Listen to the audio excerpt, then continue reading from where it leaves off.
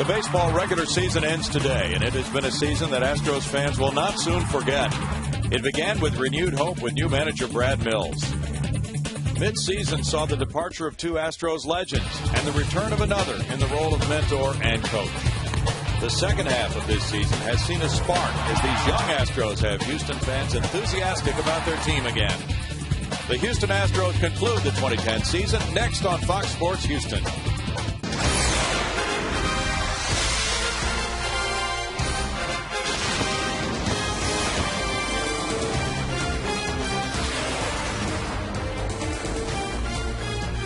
Live from Minute Maid Park in Houston, Texas, Fox Sports Houston brings you Houston Astros baseball. On a glorious day, it's the final game of the season. The Chicago Cubs and the Houston Astros have identical 75 and 86 records. Good afternoon, everybody. For the final telecast, Bill Brown and Jim DeShays.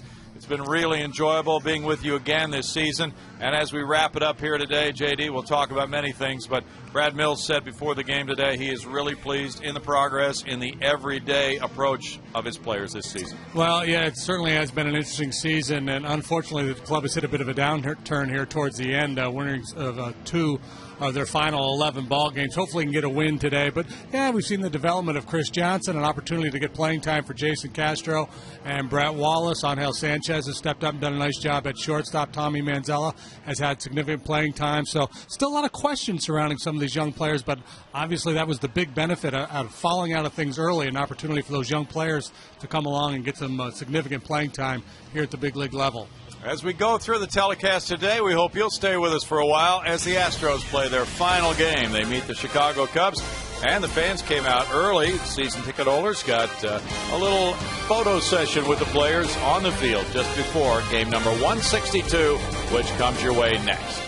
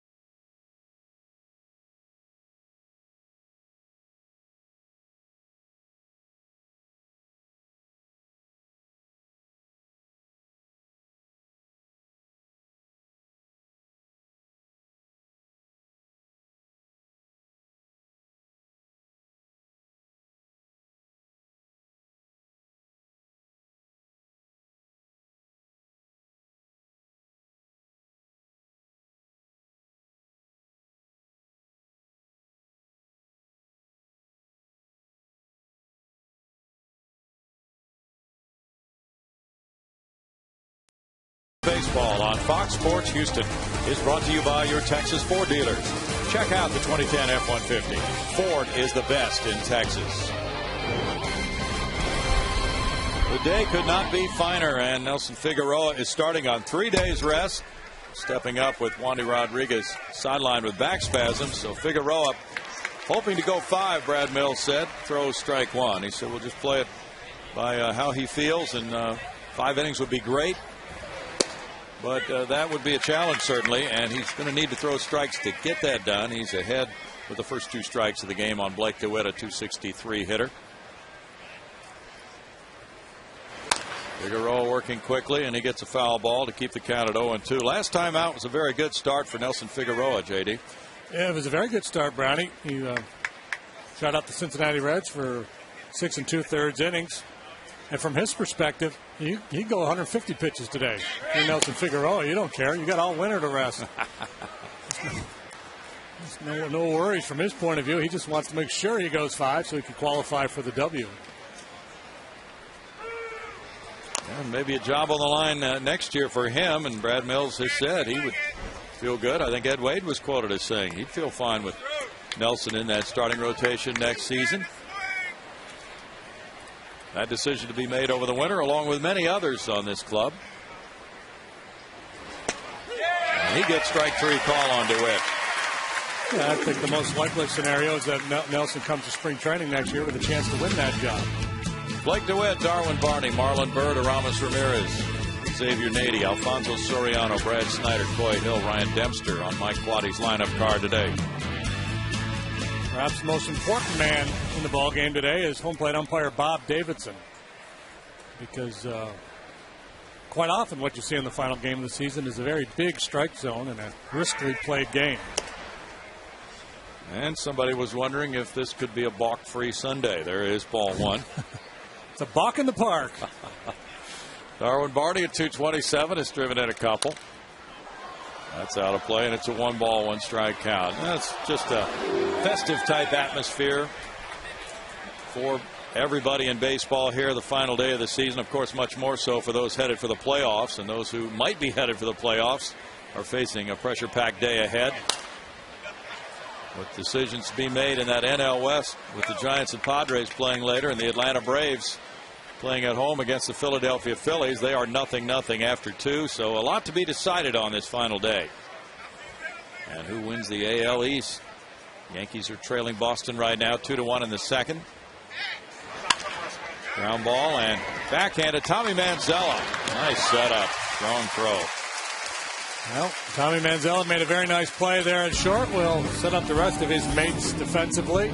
Ryan Bogasevic gets his second consecutive start in center field. Johnson, Manzella, Keppinger, and Wallace in the infield. Q does the catching.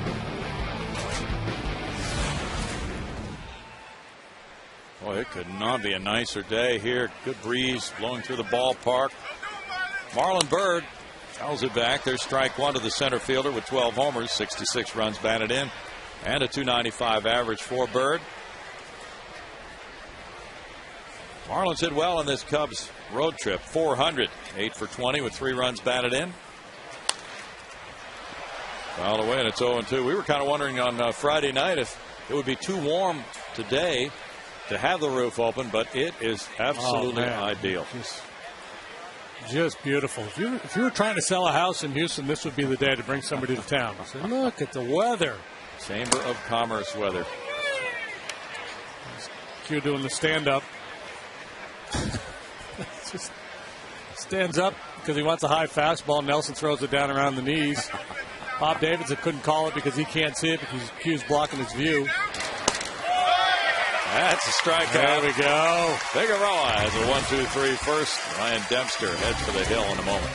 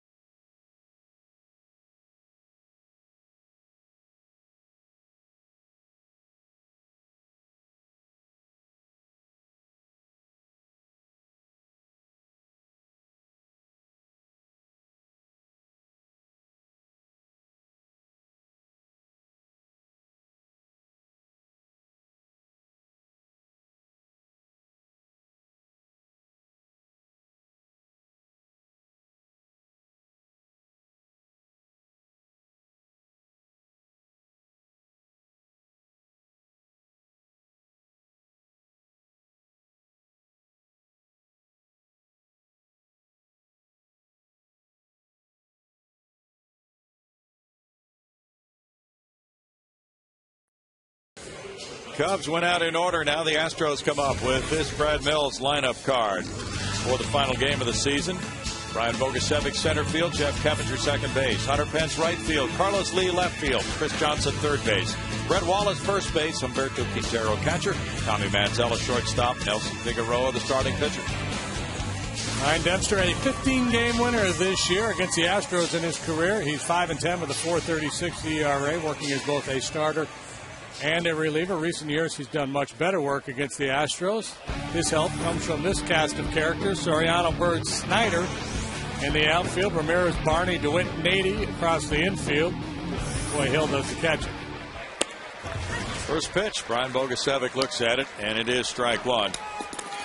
Brian, as J.D. mentioned, getting a second straight start in center field. It's his 6th start of the season. And he hits that one out of play. 0-2 to the outfielder, formerly the pitcher from Tulane, who might be having foot surgery after the season. He has 5 hits and 24 at-bats. Scheduled to have his right foot examined on Tuesday at Methodist Hospital by Dr. Kevin Varner. He's been having issues with his right metatarsal. And it says in the Astros notes today, surgery may be required.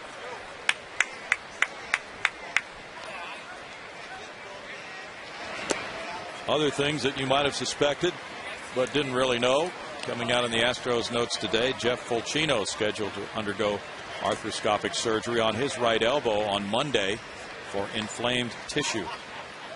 Dr. Tom Melhoff will perform that procedure. Bounce foul, first base line.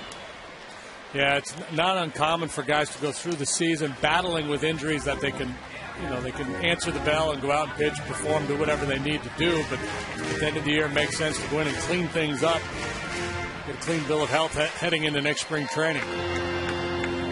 Tim Burdack also may require sports hernia surgery. That would be October 14th if it needs to be done.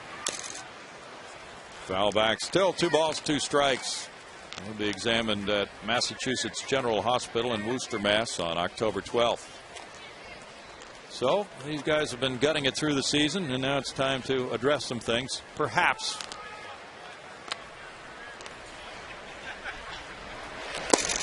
Swing and a miss, and Dempster opens with a strikeout. As I mentioned, Dempster, a 15-game winner this year. Last year he was 11-9. The year before that, 17-6. Pretty dependable for the Cubs over the years. 102 wins, 101 losses in his major league career. Fastball, slider, split finger pitch.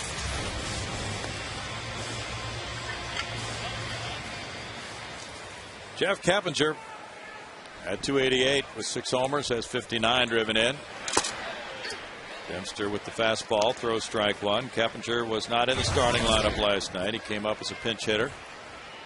Has had a good season, steady, and has forced his way into everyday playing time at second base, making this the biggest season of his career in terms of at-bats and games played. Just being counted upon as a regular, taking over after Kazuo Matsui was released. And lines to first, caught by Nady for out number 2.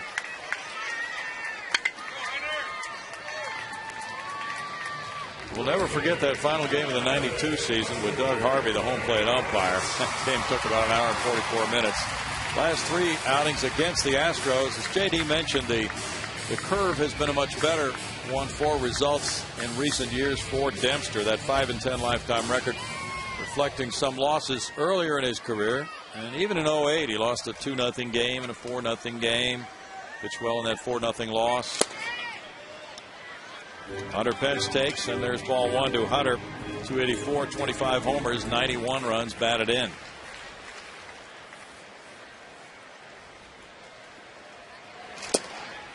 That's a strike, making it 1-1. Hunter's 2 for 8 in this series. Carlos Lee's on deck.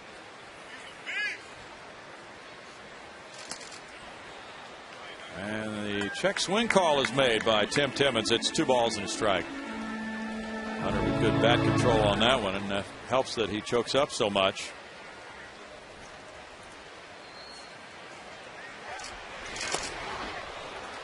2-2 for Ryan Dempster. Dempster, 32 years of age, pitching well for this Cubs team with 15 wins this year, with 209 1/3 innings coming into this game today. After going 11-9 last season, he worked 200 innings last year as well. This is his third year in a row over 200. 3-2 now. Averaging almost a strikeout per inning pitched. One of the best strikeout rates of his career. Early in his career, he really struggled with walks. He still walks a fair number. That doesn't want to give in mentality. So if you're patient, you can work some walks, work some deep counts. Congratulations. Fan Appreciation Day here. They'll be giving away prizes all afternoon long. Yeah, that's fun to watch the winners. And if you're driving around in your car watching the game, we invite you to come out. There's plenty of good seats. So a whole bunch of them right down here in front of us. We'll keep them available for you. Satellite TV in their car. Fly ball to center. Bird makes the catch. It's a 1-2-3 first. It's 0-0. Don't get distracted, though. Guys on the road.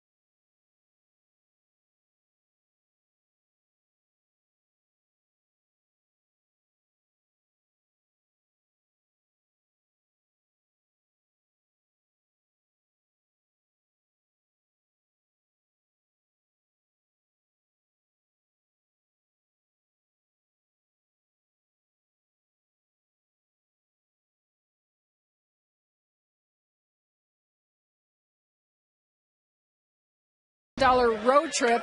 Patrick and Walter. Walter, why don't you go ahead and start and tell us what the $1 Million Road Trip is? Yeah, my brother and I are traveling around the country for a year in an Airstream trailer, going to all the biggest events in the country.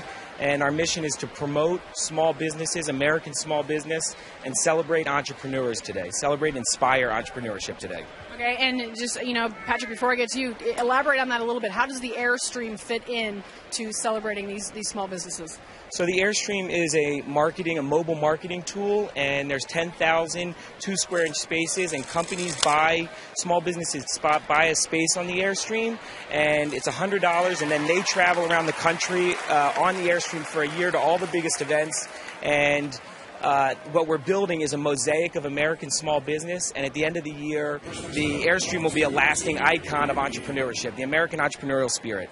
And Patrick, what was the genesis of this idea for you guys to do this? And then also talk about the aspect of, I know you are offering some grants and really helping other people as well. Well, the idea really spawned, Walter and I were both at transition points. He had just finished his first job, and I had recently graduated from college. And we both had job offers, but nothing that really inspired us. And so we thought now, despite a bad economy, in this country you can take hard work and a passion and work hard and create value. And what we're doing with our inspiration grants is as we travel the country,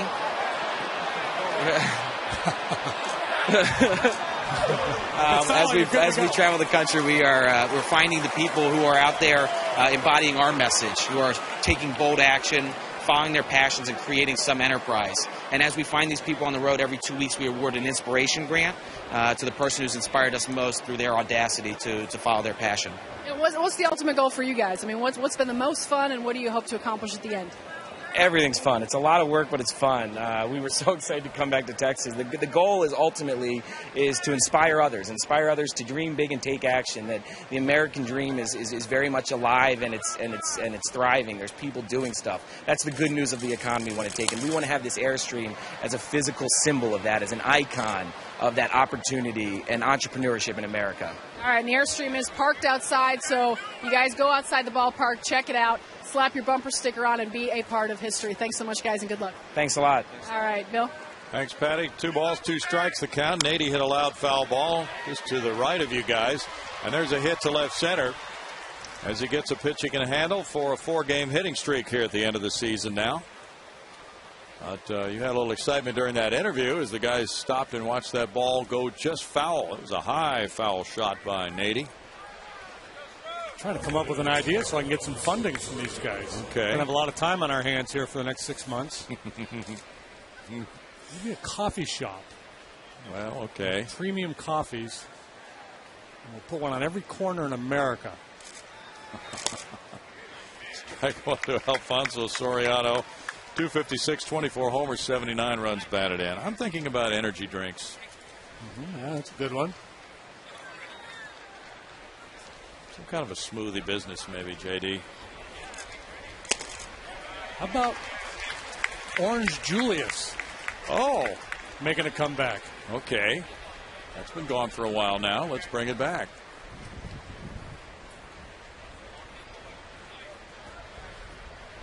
How about recyclable energy drinks?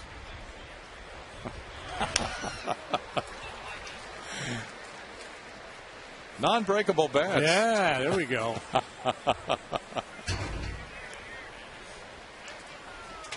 0-2 to Soriano. Bats with a little built-in parachute. When they snap and the bat head goes flying, the little chute opens up and the bat just dies calmly in the infield.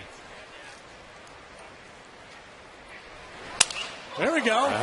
Yeah. Right on cue. Figueroa throws out Soriano. Nady to second as the bat snaps and the barrel winds up way past the mound. Hey, baseball fans. Chevy's a proud sponsor of youth baseball programs throughout the state of Texas. To learn all about that, we implore you to visit the website, ChevyTexasBaseball.com. Com.Baseball Texas Chevy. Visit programs, baseball, youth, to commitment Chevys. That was good. I figure by the end of the year I should be able to read that backwards as well as forward. Okay, you've read it forwards and backwards. Does that count as 2 readings? I didn't make it through. Snyder the batter now. Brad taking strike 1. 217, no homers, 5 runs batted in for Brad Snyder. Brought up as a September call-up on the 7th. That's 5 hits and 5 runs batted in. That one was a crack bat. Tommy Manzella on the run. Out at first. Tim Timmons rings it up. And Manzella makes a fine play. No runs a hit, a man stranded, no score.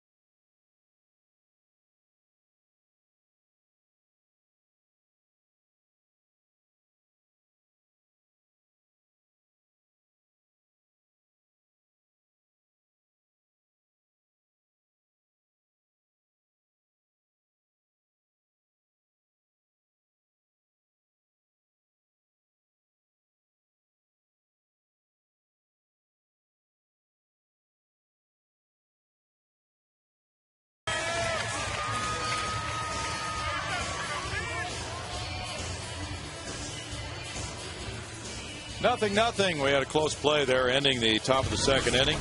Snyder hit a ground ball to shortstop. Manzella with a throw. There's a stretch by Brett Wallace. And the call was out by Tim Timmons. Good veteran call there by Timmons. He's trying to move the ball game along. Carlos Lee is 0 for his last 10. Looking at ball one from Ryan Dempster. 244, 23 homers, 88 runs batted in.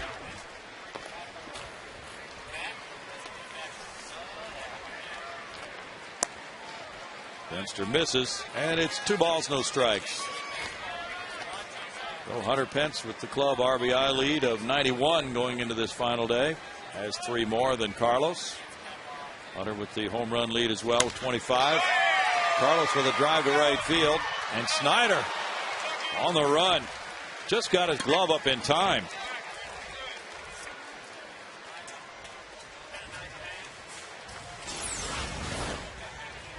That ball really well struck here by Carlos. Had good carry, and Snyder fooled a little bit, but ultimately able to haul it in. Taking away a leadoff double. Chris Johnson's the batter.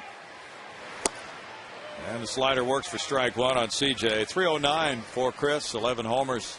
52 runs batted in an excellent rookie season. One of the best rookies in the National League this year. He's 1 for 5 in this series, and he leads Buster Posey for the top batting average by a rookie right now. 0-2.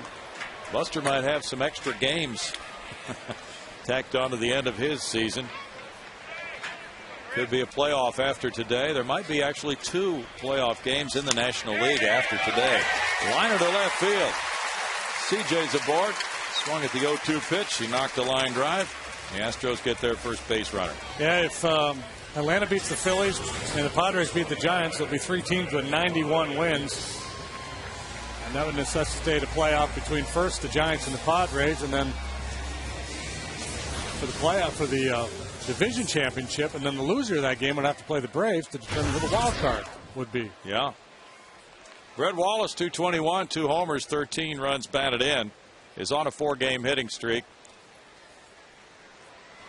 Atlanta playing that game this afternoon at home against the Phillies, trailing 2-1, and all the while, the prospects that it could be Bobby Cox's last game ever as a manager. So the emotions flying high in Atlanta this afternoon. Mostly they're flying confused because nobody knows for sure what's going to happen. Swing and a miss there by Wallace. Takes the count to 1-1 with Quintero on deck. It would actually probably be in the Phillies' best interest to lose today and force that round of extra playoff games, so whoever they ultimately play would be just out of gas and would have used the frontline pitcher or 2 that they'd rather not have used before a playoff. That's a point. And it depends on how it shakes out. They can't play Atlanta in the first round, so if Atlanta were ultimately to claim the wild card, then Philly would play Cincinnati. But if it were San Diego or San Francisco, it would benefit Philadelphia if they've had to play a couple extra playoff games. 2-1 Philly after 3 in Atlanta. Tim Hudson pitching for the Braves. And that pitch works for a strikeout of Wallace. That's number 2 for Dempster. Today's Texas Ford Dealers League Leaders shows you the playoff scenarios in the National League. The 3-team tiebreaker would be the first in Major League history if the Padres and Braves both win. The Giants would play the Padres on Monday in San Diego for the NL West title. The loser traveling to Atlanta Tuesday to play for the wild card. If the Padres win and the Braves lose, the Padres win the NL West and the Giants win the wild card. No playoff necessary there. If the Giants and Braves both win, the Giants win the NL West. The Braves win the wild card. If the Padres and Braves both lose, the Padres travel to Atlanta for 1-game playoff on Monday for the wild card. And if you got all that, you are a genius. There'll be a quiz in the bottom of the 5th. Wow. Some kind of final day of the season to ponder all those possibilities. Quintero fouls at strike 1. Q at 234 with 4 homers. 20 runs batted in. Phillies started Cole Hamels. He went 2 innings. Now Roy Oswalt is pitching in relief. Charlie Manuel, he's just making sure everybody gets tuned up for the postseason. Don Mayberry Jr. hit his second home run of the year off Tim Hudson. That was a 2-run shot for the Phillies, 2 in the third. Oswald has given up a run in the Atlanta third. It's a 2-1 count. And there you see the scoreboard. I'll be watching that for you all day long on this important day for those teams. Quintero fouls it away, and it's 2-2. Well, remembering past seasons, going into this kind of a situation with the Houston Astros, you go down to the final day of the year, you're not sure whether you're going home or going on to the playoffs. The Astros fans and their players have been there. It's really, really amazing. 162 game schedule, you still can't sort it all out. It is still amazing, yeah, after all these years. That happens so much. 3 balls, 2 strikes. San Diego looked like they were dead after the Cubs beat them 3 out of 4 in San Diego, and then move up the coast and have a chance to sweep the Giants with a win today. The Yankees and Tampa Bay are in a dead heat. Runner going up the middle into left center. CJ heads for third base on a sharp single by Quintero. It's first and third with 2 outs for Manzella now.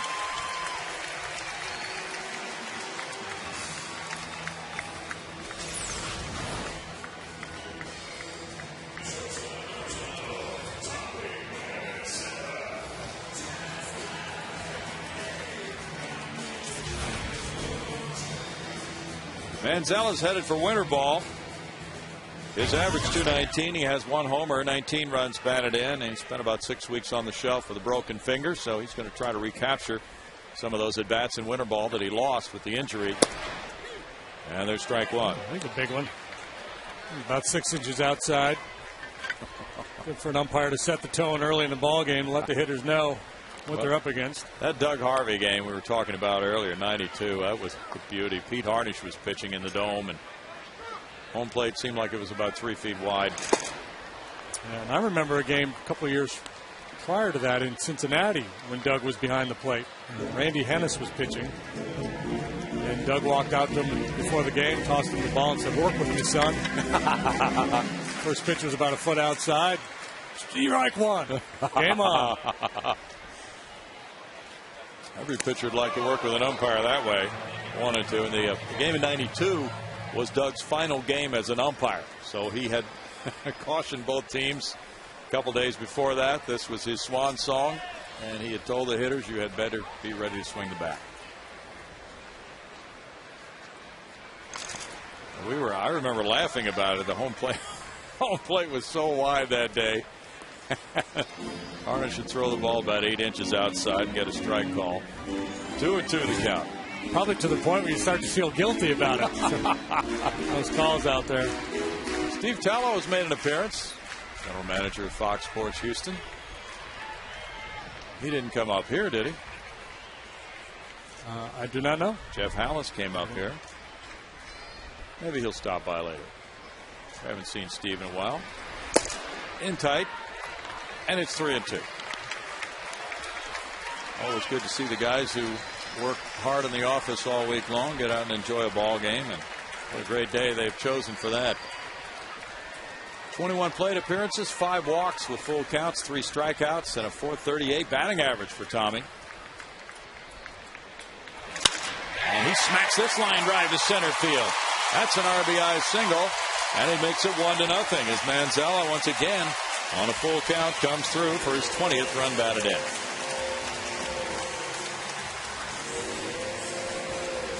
It's been a rough year for Tommy at the plate. Nice to finish on a high note. Off to a good start here this afternoon. RBI single in his first plate appearance. Difficult to get into a rhythm. You know, he lost all that playing time due to injury, and then Angel Sanchez has been playing so well that he got a lot of starts, so it's been difficult for Manzella and Angel as well. When you're sharing time, you don't get the at-bats you prefer to get. Nelson Figueroa bounces one off his leg, foul, strike 1.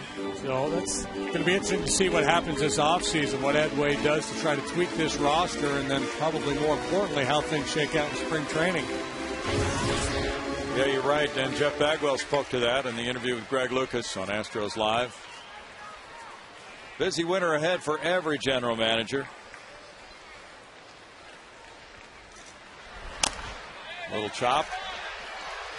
And it's fair and knocked down by Coy Hill, and he throws it away. And now Quintero comes in to score. Throw to third base, not in time there. Coy Hill unable to pick that ball up on a barehanded attempt. And Figueroa's on at first with a score, now 2-0 Houston. Well, last night the Astros were a little sloppy defensively. Here a play that should have been made. Little chopper out in front of home plate. Probably at the end there, he should have just let it go, because by the time he picked it up, he had no way. He hit it with his bare hand, so he had no option but to try to make a play at that point. It's ruled a hit and an error on the catcher. No RBI. So Quintero scores on the error by Hill. Figueroa gets a hit. Yeah, and so here we are on the 162nd day of the baseball season. And that is the weakest hit of the year. You can definitively say that. Strike one to Bogusevic. Well, it was pretty weak. But Figgy winds up with 4 hits and 17 at bats to this point of the season. That's a pretty good batting average. Way upstairs. It's 2-0 for Dempster.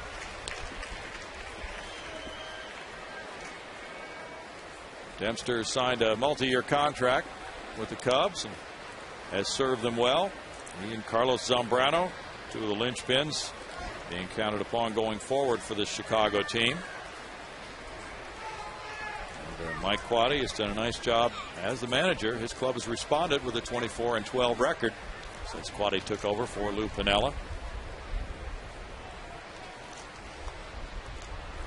Saw the Cubs owner Tom Ricketts in the elevator today. Oh, yeah? 2 balls and a strike. What his plan is in the offseason, how aggressive they will be. It seems to me they're going to need a starting pitcher or 2. Mm-hmm.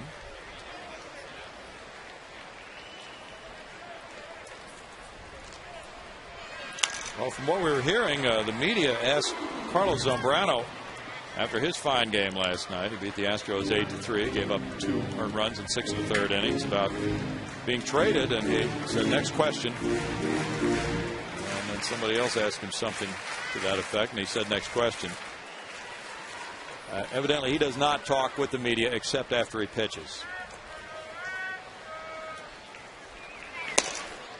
Pitch is upstairs.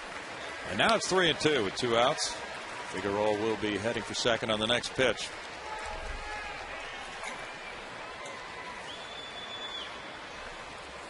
Zambrano has really lit it up here at the end of the year, winding up 11-6 with a 3.33 ERA. Dempster making his career high 34th start. Randy Wells is 8-14 with a 4.26. Swing and a miss by Bogusevic, and a strikeout ends the Astros' second inning. They come up with 2 runs on 4 hits with an error and 2 men stranded to make it 2-0 Houston.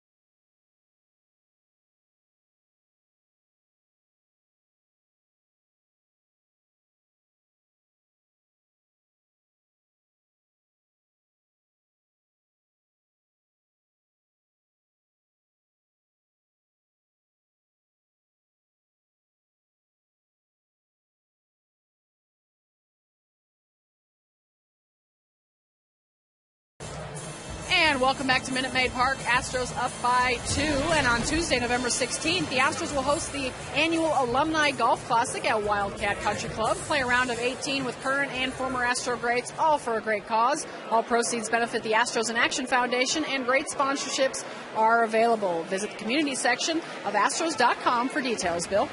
Thanks, Patty. 2-0 Astros. Nelson Figueroa deals, and it's strike one to Coy Hill. Hill with a 217 average has one homer. He's driven in 17, and in his interleague career he has a homer and a 170 batting average. We were talking about interleague play before the game today, as a matter of fact. 1 ball and 1 strike. By the way, I made a mistake last week. The Astros do not play Boston next year. They're playing in the 2 games here, I think, before the season starts. We don't play them during the regular season next year. Those will be those tickets will be in demand, though, back here prior to heading up to Philadelphia for opening day. Opening day, April 1st next year in Philadelphia. Then we go to Cincinnati. I believe that is correct. 2 balls, 2 strikes. Now the Red Sox have a chance to play spoiler today again after splitting their doubleheader with the Yankees last night. It's 2-2 Yankees and Sox in the 4th. Grounder, and Wallace is there. Tossing to Figueroa. 1 out. And Brad Mills is contemplating knee surgery, perhaps knee replacement surgery after the season. He wants to find out more about that. And apparently Terry Francona, who manages the Red Sox, is also going to have knee replacement surgery after the season. Well, those guys really are tight. They do everything together. Yeah. That's a little ridiculous. And there's strike one to Ryan Dempster, who has 8 hits and 53 at-bats. John Lackey's pitching today for the Red Sox against the Yankees. J.D. Drew hit his 22nd bomb. And Nick Swisher hit number 29 for New York. Those guys are young to be having knees replaced. They really are, yeah. They had bad knee problems when they were playing. Oh, watch out. Dave Clark almost got nailed by that foul ball. Yeah, you don't want to take that home with you on the last day of the season. Brian Moeller's out of there. Come on, Mo. He's doing a little strutting. I got him. Yes, it did. Guy's rehabbing after an injury, and he gets drilled by a foul ball on the final day of the season. Swing and a miss, and Dempster's down on strikes. That's number 3. This date in Astros history is brought to you by the M.D. Anderson Cancer Center, making cancer history. October 3rd, 1999, final regular season in the Dome. Mike Hampton wins number 22. Astros clinch the NL Central 9-4 over the Dodgers. Lima time. Ken Caminetti, my goodness. Brings back some memories, doesn't it? Blake DeWitt left this planet way too early. Absolutely. DeWitt takes that one as well, and it's 2 balls, no strikes. That was such a big day because we didn't know if it would be the final game in the Dome or not. If they had lost, it probably would have meant the final game there.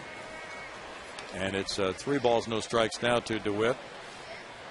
And they won, went into the playoffs, had a lot of the old-time Astros players were back for that game. Now DeWitt takes a 2-out walk. In that Red Sox-Yankees game, it's Dustin Mosley starting for New York against John Lackey today. And Lance Berkman is not in the lineup.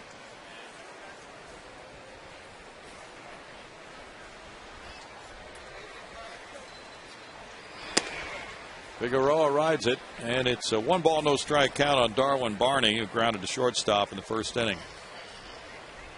Barney started Friday night. It was Starlin Castro in the lineup last night, and he had a good game. He was on base 4 times.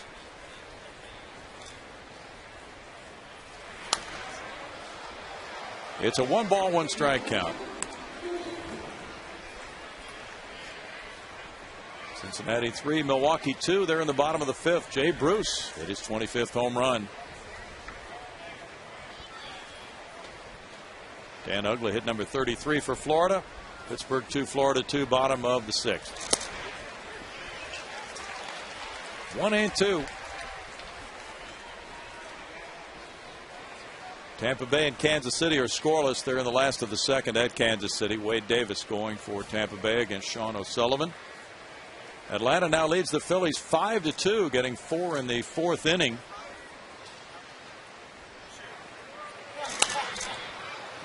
Foul back, and it's still a 1-2 count. And not only could it be Bobby Cox's final game, but Billy Wagner as well.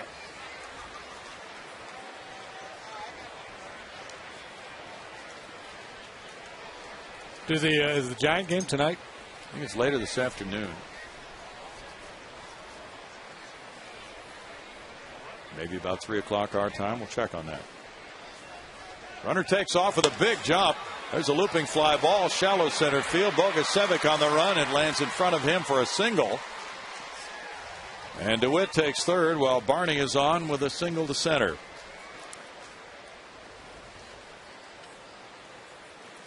He's taking a page out of Alfonso Soriano's playbook. Soriano with a couple real cheap hits in this series. Now Barney pokes this one right off the end of the bat into shallow center field.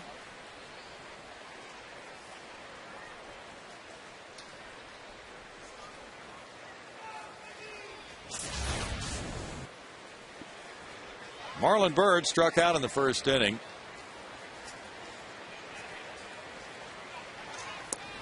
And there's strike one to Byrd.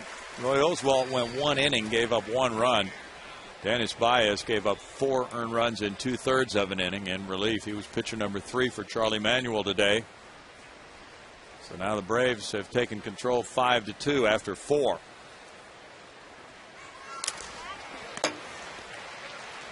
No balls and 2 strikes. The Astros 41-39 at home this season. They've lost 9 of their last 12.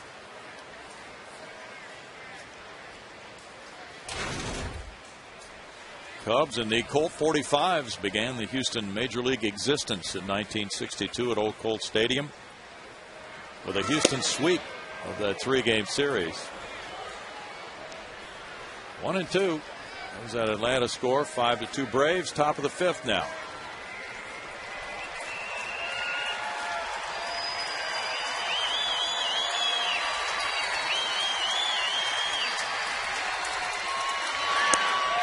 And a swing and a miss. Byrd strikes out. No runs, a hit. 2 men left. Strikeout number 4 to Figueroa. 2-0 Astros.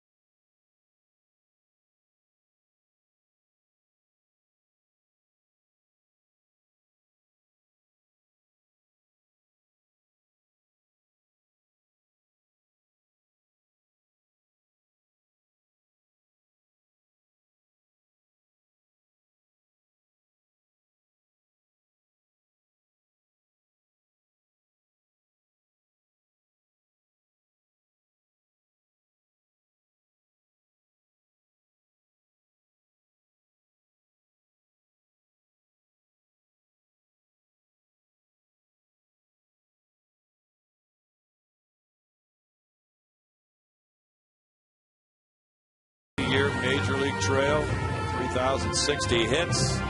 Farewells all around. A very emotional day here that day.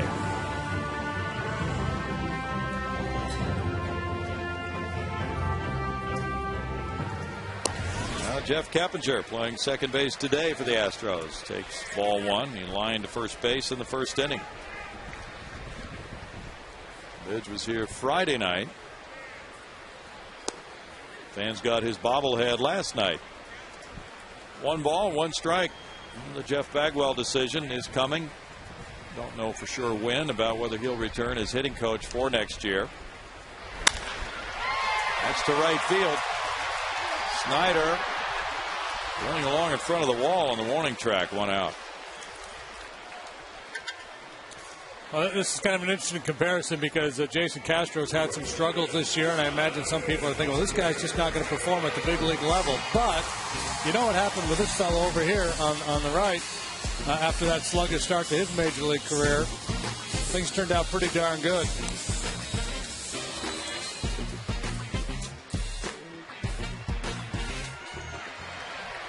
Hunter Pence with strike 1, leading the club in homers, runs batted in. Going to the final day, trying to finish with a big ball game. He's hit well against Dempster in his career, .323 with 2 homers. It's 0-2. Cubs starting pitchers have really finished the season well. And in fact, they are tied for the National League lead for the entire season with 95 quality starts. That matches the Giants.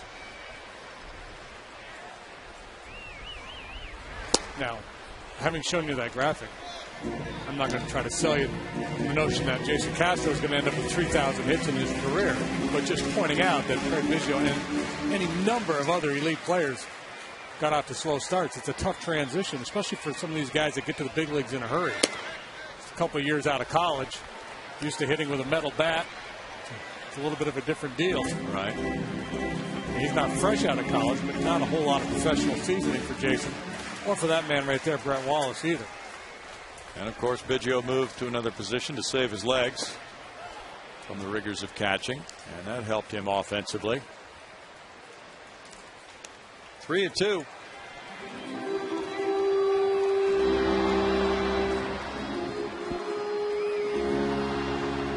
The San Diego-San Francisco game starts at 3:05 our time. It'll be Matt Latos for the Padres and Jonathan Sanchez for the Giants today. Dempster gets strikeout number 4.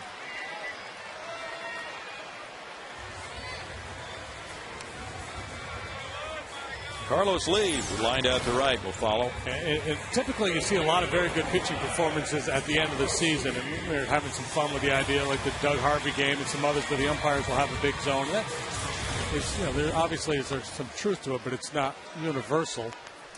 But I think typically as you get closer to the end of the season, the hitters get a little fatigued. If you're not in the race, the focus wobbles a little bit. But the starting pitcher, you've always got that on the line. It's your game. You're going to get hung with a win or a loss, perhaps. So the pitchers tend to maintain the edge a little bit more than the hitters do. Case in point. Yeah. No balls, 2 strikes. I would say a win or a loss for a starting pitcher is a whole lot more important than 4 at-bats for a position player. Yeah, and that's kind of the wacky thing about baseball is the only pitchers, and mostly starting pitchers, are concerned with wins and losses on their record, and managers. They're the two that have the most invested in the outcome of the game in terms of their personal record. Hitter can have, the team can lose. Hitter could go 3 for 4, and he goes home feeling pretty darn good about things.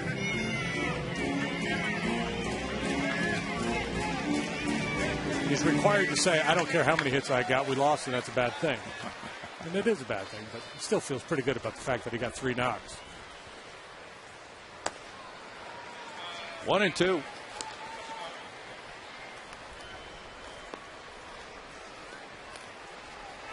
The Astros are 10-7 against the Cubs this year. So Jeff Bagwell will have that decision to make after pondering that with his family about whether to come back next year or not, be the hitting coach for a full season. He's had a good impact on these hitters. That's a drive to left field. Carlos Lee's going to watch it. And it reaches the seats for home run number 24 for El Caballo. That's 89 runs batted in, so the club home run and RBI lead still up for grabs. 3-0 Astros.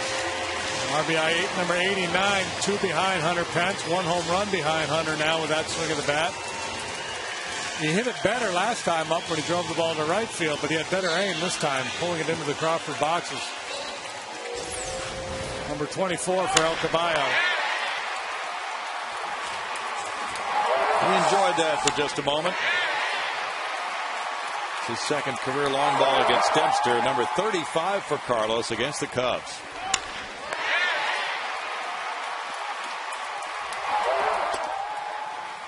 Now Chris Johnson, who singled to left and came around to score, looks at that pitch. Ball 1.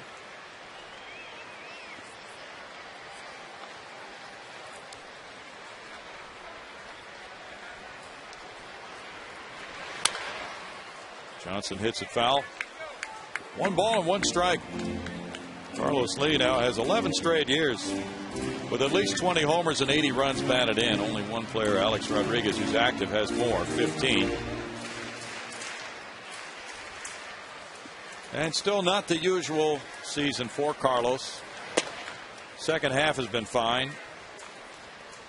2 balls and a strike. That's one thing Jeff Bagwell talked about in the interview with Greg Lucas on Astros Live. The young hitters. He didn't address Carlos's situation, but the Chris Johnsons, the Brett Wallaces, the Jason Castros on the Astros, the young guys, and what they've had a chance to do this year. And he compared it to the '91 season, Jeff's rookie season, all the young players who played that year. He said that is a golden opportunity to get to play that much at an early age. But then the key is the next year. What do you do then? Coming back, and this ball is fair, and Ramirez throws out Johnson. Carlos Lee hit number 24 and lifts the Astros to a 3-0 lead after 3.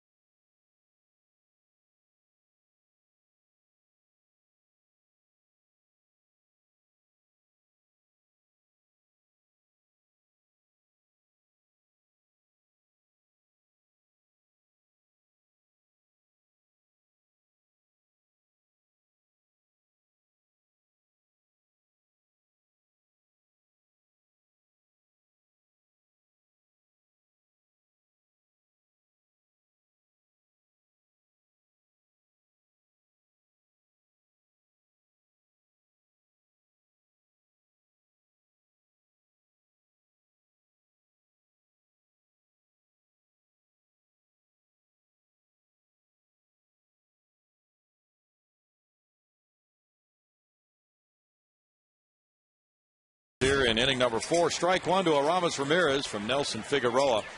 Ramirez now has reached 25 homers for the 6th time in his Cubs career. Fouls it back, and it's no balls, 2 strikes.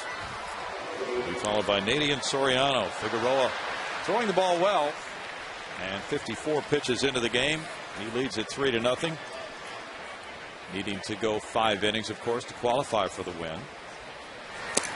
That's the objective now, certainly, and he gets a strikeout. That's number 5 for Figueroa. Ramirez swinging at a fastball well out of the strike zone.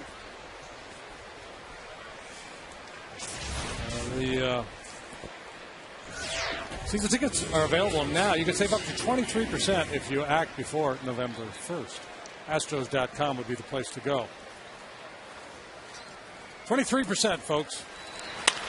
23%. 23%. Smacked into center field. Nady is 2 for 2 in this game. Hit number 3 for the Cubs. That's almost 25%. It's just a little bit below it. Alfonso Soriano grounded back to the pitcher. Atlanta now leads Philadelphia 6-2. They've played 5 in Atlanta. Derek Lee hit his 19th home run. Up the middle, diving Manzella, unable to prevent that from going on out to Bogusevic in center. A single for Soriano, giving the Cubs runners at first and second with 1 out for Snyder.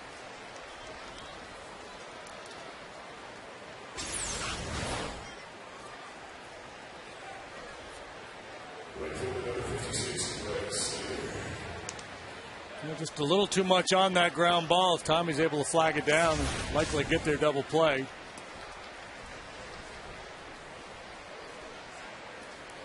Snyder grounded out to Manzella, his first time up.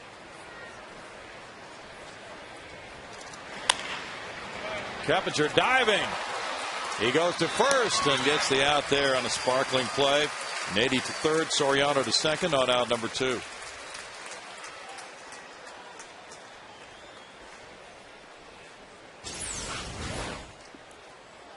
Just prior to that pitch, Keppinger had moved over a little bit to his left.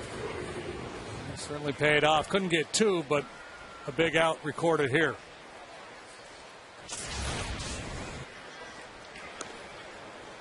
Now Coy Hill, with the pitcher spot due up next, is being walked intentionally to load the bases for Ryan Dempster. And Dempster, who struck out in the 3rd inning, will have a chance to help himself with this bases loaded 2-out situation here in a moment. Note Soriano out there at second base is not leaving the bag with Quintero. It's a very good policy. Yeah. You pick one guy off on an intentional walk, and everybody around the league is pretty well alerted. That was our play of the year, right? As voted by the fans. The pick off of Jason Worth at second, Mike Quintero on the intentional walk in Philadelphia. What a play of the year for a team. Dempster, 1 for 18 in his career with the bases loaded, has driven in 4. It was unusual. There's strikeout. Yeah, striking out. You would think the play of the year would be a game-winning home run or something. Yeah. It's such a unique play. That might tell you you didn't show a whole lot of offense that season if that's your play of the year.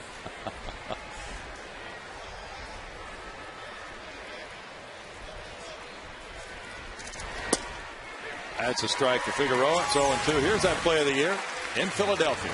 Ever since the 1960s. During the intentional walk, Jason Worth is picked off second base by Humberto Quintero.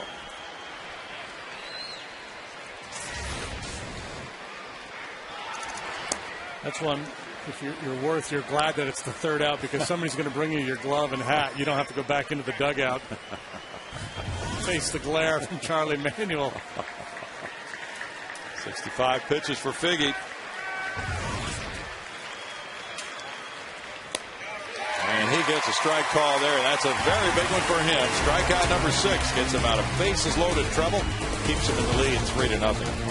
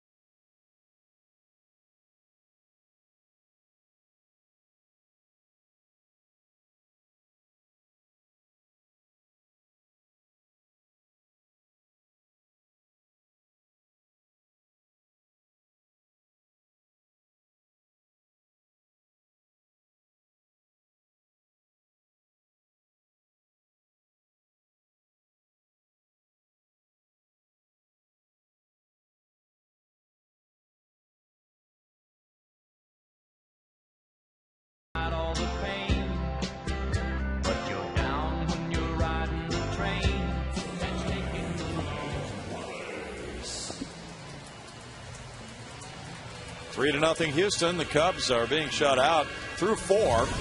And thanks to that bases loaded pitch by Nelson Figueroa on Ryan Dempster, he maintains that 3-0 lead. Meanwhile, it's Atlanta 7, Philadelphia 2 in the bottom of the 5th inning. Braves making a strong push here on the final day of the season for a playoff spot. And that would be win number 91 if they get it. They have lost 6 of their last 10. That would put the pressure squarely on the shoulders of Matt Latos, starting pitcher for the San Diego Padres today. If the Braves hang on and win, and then the Padres beat the Giants, it's a 3-way tie. Red Wallace leads it off. He struck out earlier. That's strike 1. According to an article by Paul Sullivan, Carlos Zambrano has called for the Cubs to sign Adam Dunn. Pitch in tight. 1 strike. Dunn headed for free agency with the Washington Nationals. He thinks they need another good hitter to protect Marlon Byrd and Aramis Ramirez. They just need another good hitter, period. But I think they need pitching more than they need a bat. They do have some issues. And apparently they're contemplating cutting payroll.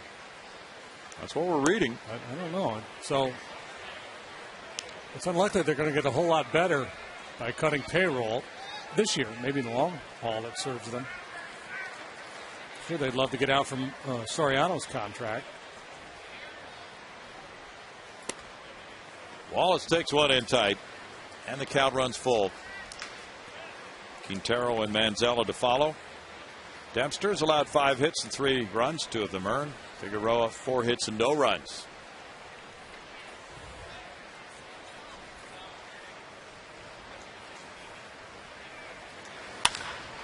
That's a high one to center field. Way back into center. Marlon Byrd along the track. That's off the wall. He misplayed it. Wallace into second base, takes a big turn, still going to third. Relay throw from DeWitt, safe at third. Very close to third base. That was well, I guess I better go to third triple because it looked like he was getting ready to settle in at second base. And I thought, well, maybe I'll head on over to third base. Unfortunately, able to make it. And, we've seen Brett Wallace tied up a lot of inside fastballs, but when he can get out in front of one, he's certainly a strong young man. A little bit of a circuitous route there by Marlon Byrd.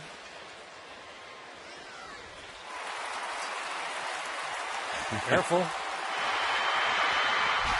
Oh, was that close? First triple for Wallace as a major leaguer. And he's there at third with nobody out for Quintero now. Infielders moving in close. Bergeron stayed back, and then he headed for left center field, but wasted some steps along the way. Quintero singled through the middle and scored in the second inning. Middle infielders play it halfway. Barney at short and DeWitt at second. Here's strike 1 to Q. Now the tag at third base. Like he was just in there ahead of that tag. Good call by Lance Barrett at third base. No balls, 2 strikes. Mike Quade arrived at Minute Maid Park about 7.5 hours before the game last night. The security guard asked him for 2 forms of identification, and he finally got in.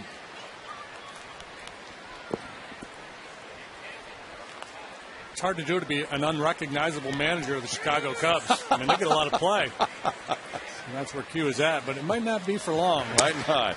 They're doing a lot of winning. Jim Henry, the general manager, I think very comfortable with Mike Quade. My hunch is if Mike Quade is not the guy, it's going to be because ownership made the call. But ownership has said publicly that Jim Henry, the general manager, will have this call. Henry spent yesterday interviewing Bob Melvin. Quintero on that foul ball walks away with the count still 1-2.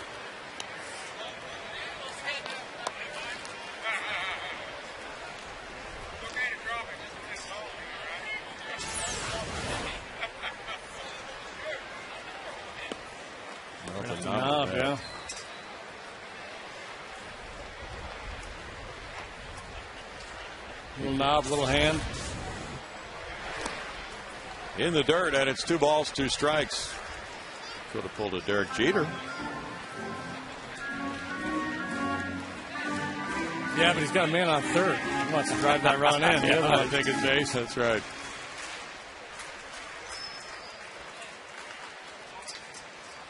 Tommy Manziel's on deck. Then the pitcher spot.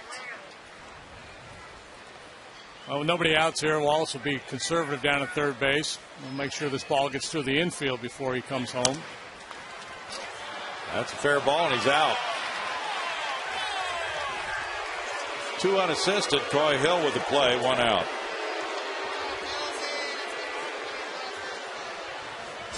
Fans booing this call.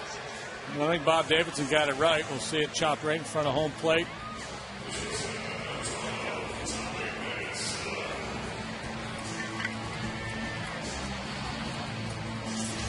Fair ball.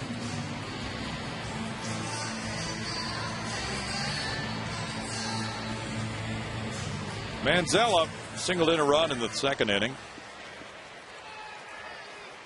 Cubs are 17-4 on the road since Mike Quade took over. Now, 1 out, pitcher on deck. And this is where you get aggressive down there at third base. Probably going on contact. Wallace the runner. Dave Clark with the signs for Tommy Manziel.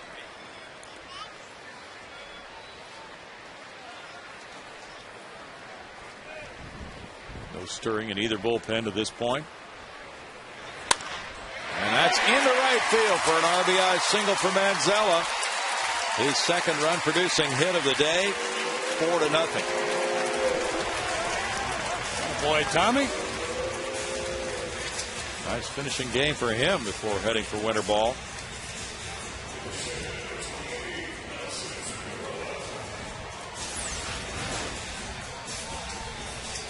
Punching this ball through the hole on the right side. Infield tightened up to have a play at home. He's able to take advantage of it. At normal depth, perhaps he was able to make a play on him. Well, there's strike 1 to Figueroa around a bunt. Figgy reached on what was ruled an infield hit. A little chopper up the line toward first. Now Dave Clark calls him over.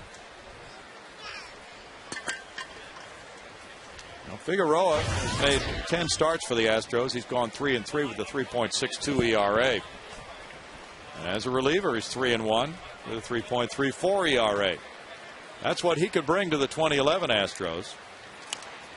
He bunts it up the line at first, stays on the grass. And there's the tag by Nady. Sacrifice, 3 unassisted. Manziel the 2nd, 2 outs. So in a sense, this is the end of the audition for Figueroa. And he's looking pretty good. Got a little hit and a sac bunt. And all these things play into decisions sometimes about whether to use a guy as a starting pitcher or in relief. If he can do some of those other little things that relievers are not often asked to do, certainly can't hurt. Brian Bogusevic has struck out twice.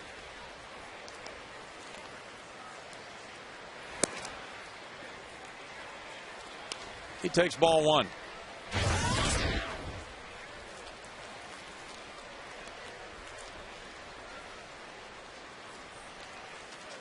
And Brian, another of those in an audition for next year. And he can play all 3 outfield positions and first base. 1 ball, 1 strike. It would be hard to project him as an everyday major league player for 2011 based on what he's done at AAA and in the major leagues, but certainly could be a part-time player.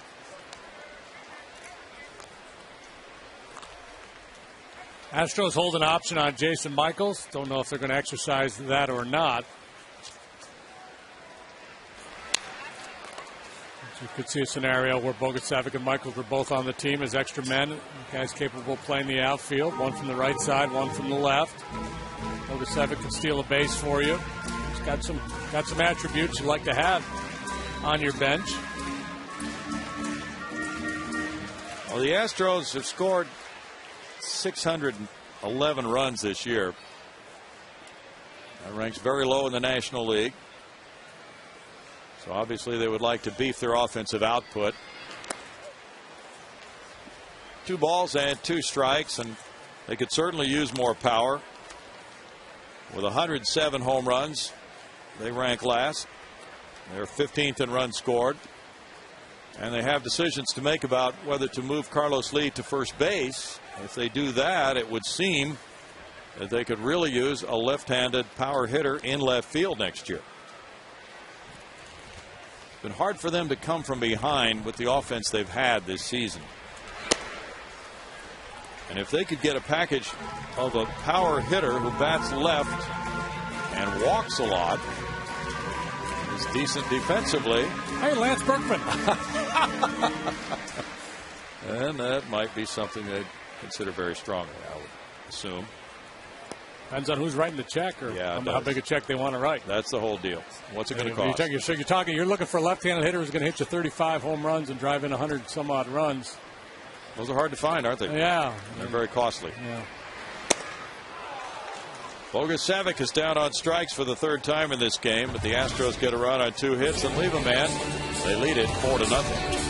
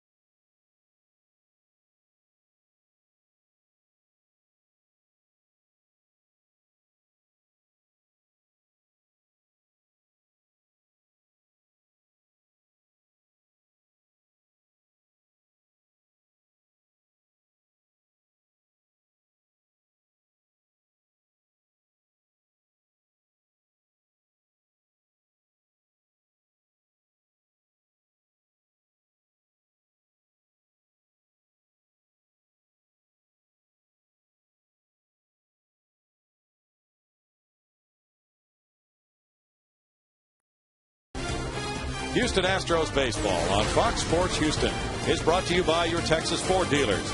Check out the 2010 F-150 and drive one. Ford is the best in Texas. And by Gullo Ford and Gullo Toyota, who bring you the 5th inning. Nelson Figueroa throws strike 1. We go to Patty Smith. Well, thank you very much, Bill. Joining me here is the general manager of Fox Sports Houston, my boss, Steve Tello. Steve, another great season out here with the Houston Astros. Can you just kind of reflect on it and just talk about what a great year it's been? Well, it has been a good year for Fox Sports and our partnership with the Astros. Today, the last day. It's an amazing day. The roof is open. It's so cool out here, and they are doing well. And, we want them to charge ahead for the next season. Of course, as we said, a great season for the Astros. I know it's Fan Appreciation Day, a lot of people to thank, but there's also a lot to look forward to as well. Well, first of all, I also want to thank our crew and the folks who do these games night after night, day after day. Really spectacular effort this year, and we've got some tricks in the bag for next year, so we're looking forward to baseball next year. And not just baseball, but now we just don't stop. We roll right on into Rockets. We're going to go to the hard court right away. The trucks are rolling, so we're expecting great things from the Rockets. They had an exciting season for us last year, fast team on the court, and now Yao comes back, so we're very excited about bringing those games to our viewers here real soon. All right, well, great stuff as always. Thank you for making me your favorite sideline reporter and not Bart. Just kidding. Oh, that's very nice. And fewer complaints about JD's jokes this year. I was really happy with that. I didn't think I heard any complaints about JD's jokes. Well, you don't get them. Oh, they go straight to the big guns. Thanks for hanging on to those and not passing them down the line. JD says thank you for hanging on to those and not passing them down the line. We're going to blog them soon. All right, guys. Thank you, Patty. There's a double up the left field line into the corner by Darwin Barney. Maybe more. He takes a big turn. Nope. Jammed on the brakes. And it is a double for Barney, his 4th of the year. He's 2 for 3 in this game. It's hard to get more than a double. The ball has to be mishandled in the corner in this park. But the key is go hard all the way. Don't assume anything. Give yourself a chance to take that extra base, and that's what Barney does. Big, hard, aggressive turn before slamming on the brakes. Yeah, that's good base running. Excellent work by Barney. He's at second now for Bird, who struck out both times.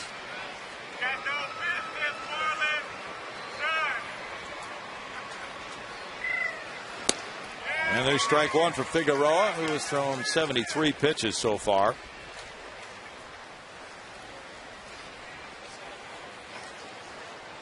Figueroa in that 2-0 win at Cincinnati on Wednesday night.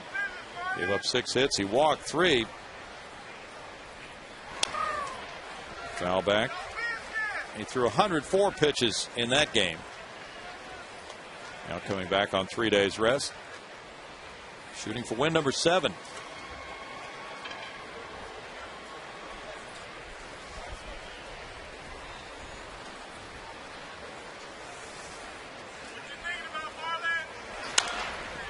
Foul away, still 0-2. The Astros have won 20 of 29 at Minute Maid Park. And next year will be the unusual year of opening on the road. They have opened at home the great majority of the time. But the Final Four will be here about that same time as opening day next year. 1 ball, 2 strikes, so perhaps to avoid too much sports overlapping at the same time, it is better to open up on the road, although it's a tough place to open at Philadelphia next season.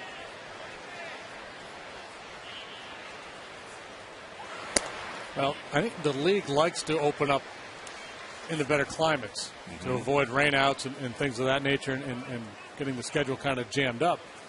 But from the point of view of the Astros and all other warm weather towns, if you play a lot of your games at home in April and you lose some very attractive dates in the summer when school's out, on the weekends with big name clubs coming to town. So from a business point of view, it helps sometimes for the Astros, I think, to open on the road.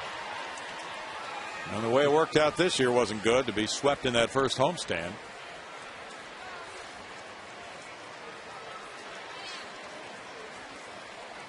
Yes. Boston leads the Yankees 4-2. They're in the bottom of the 6th inning at Fenway. To right field, Hunter Pence retreating on it. On the track, he handles it. Barney tags. Heads for third base. 2 outs. Hunter got back nicely. Now it's Aramis Ramirez, who hit a grand slam last night. That was the 9th slam of his career.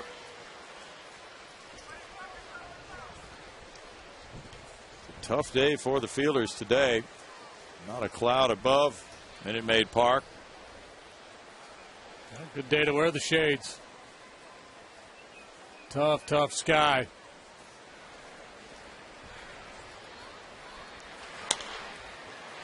Foul ball. Brett Wallace watches it go back into the seats. Dusty Baker has announced his rotation for the first round of the playoffs. What's he going to do? He's going to go Volquez, Arroyo, Cueto in the first 3 games. They will open on the road against either the Phillies or the NL West champion. Phillies are trailing 7-2 at Atlanta, bottom of the 6th. 1-1. Let's see. The Phillies rotation is going to be Halladay, Oswalt, Hamels. I would have to agree with him the way Volquez threw the ball against the Astros, starting him in game 1. Popped up. Manzella over. In the 5th inning, no runs, a hit, a runner stranded. Now Figueroa could be a winner today. It's 4-0 Houston.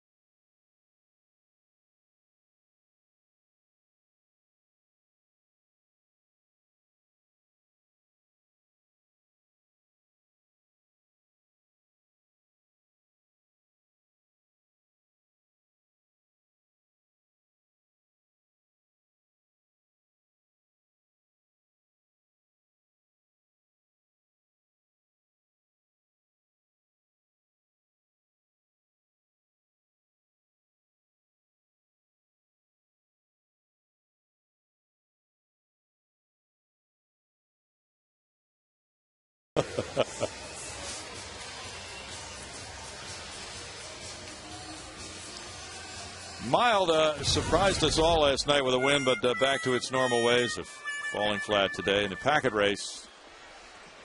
So one win all year, and that's all Mild could manage. Jeff Keppinger with strike one, new third baseman in the game. Bobby Scales has taken over for Aramis Ramirez at third. What happens with some future civilization and they unearth this video of these taco packets running around this oddly shaped field? They say these people were obsessed with food in this culture. Racing food packets. Everything is food. Why did he have a sword? Or she? We can't answer all these questions for future civilizations. Fortunately, we can't. We're a questioning society. There's a line shot to center, and that's in for a hit for Keppinger. He's 1 for 3. Hit number 8 for Houston. Baseball trivia PhD level. Okay. On this date in 1972, with the DH rule on the horizon, this man hit the last home run by an American League pitcher until interleague play some 25 years later. Not postseason now. It did happen in the postseason. I'm talking regular season. Last pitcher to homer in the American League. 1972. Hunter Pence, the batter. He's 0 for 2. Was it somebody with the Tigers? It was somebody with the Orioles, and it's somebody I had never heard of before. Orioles. Boots just wrote down the name of somebody I've never seen before. Really? Let me see it. Bill Gogolewski? No, he used to be the place kicker for the Giants. Okay. That was Pete Gogolak. Pete Gogolak. Bill Gogolewski is not correct. See, how much did you wager, Boots? Ooh, Boots wagered $5,000. Sorry. Well, we'll see him back next year then, for sure. He'll be paying off that. We're not going to make it to Final Jeopardy. Hunter Pence has a 1-1 count.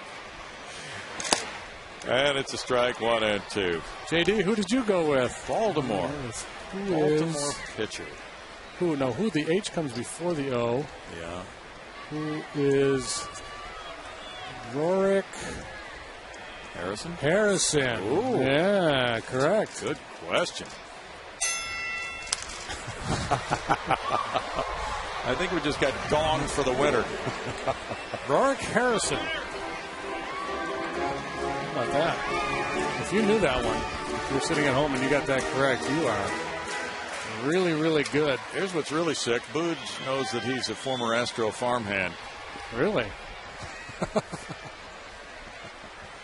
He had 1 home run that year in 17 at-bats. Strikeout. Dempster gets number 6. The Coors Light Cold Hard Blast comes courtesy of El Caballo. Carlos Lee sent one to left field, number 24 of the year. A little bit of a hanging slider from Ryan Dempster. Just took advantage of it. That was run number 3. Tacked one on since. Earlier he lined out to right field. But it was fun watching him take batting practice, as we were discussing last night, with the aluminum bat prior to last night's game. He hit the building right underneath where Jay Lucas was standing in his office window watching at Union Station. There's strike 1. Do we know how far away that is? There used to be a sign on the building for the distance over the Drayton's office. Well, it said 422, but we know it's far further than that because it's so high. Now there's a sign. We know it's got to be at least 475. Well, we don't know that, but we're guessing. No balls, 2 strikes. Need to triangulate that, Brownie. We do. We need to break out some of that high school math. Well, we could do that, or we could send somebody up in an airplane. We'll measure it somehow. You know how they measured the distances at Fenway Park was from an airplane. Line drive left field. That's in front of Soriano for a single for Carlos Lee. He's 2 for 3 in this game. And 2-men aboard for Chris Johnson now. 9 hits for Houston. Didn't exactly square that one up, but got enough of it.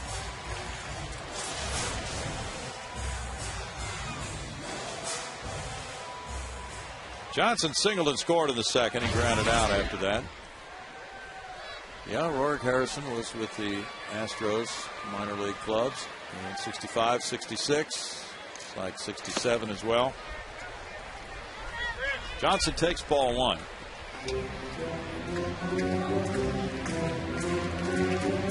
All right, who was the first DH to get a hit in a World Series game? Wow.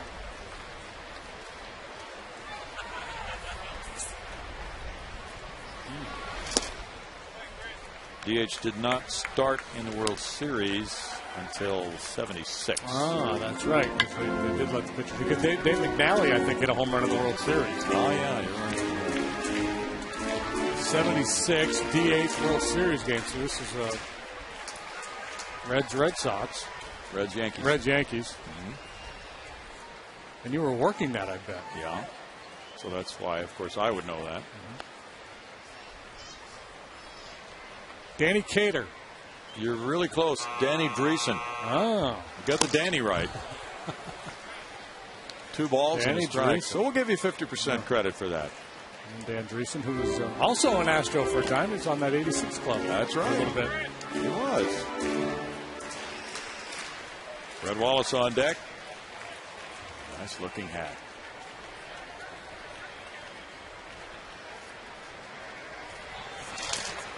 Foul ball back, makes it 2-2. Well, while we're thinking about it, I'd like to thank everybody involved with the telecast this year. JD, sometimes these things get away from us in the later innings on the final day of the year, but there are too many people, of course, to name, but all of our producers, directors, everybody who helps us in the booth, in the truck. Steve Tello was on a moment ago. Everybody with the Astros, all the players, management. Media relations folks that are so helpful. Yeah. Up the middle. Barney with a quick toss to second, and then DeWitt turns it. And Carlos Lee was right on top of him, but they make a 6-4-3 double play to end the 5th inning with no runs, 2 hits, and a man left. 4-0 Astros.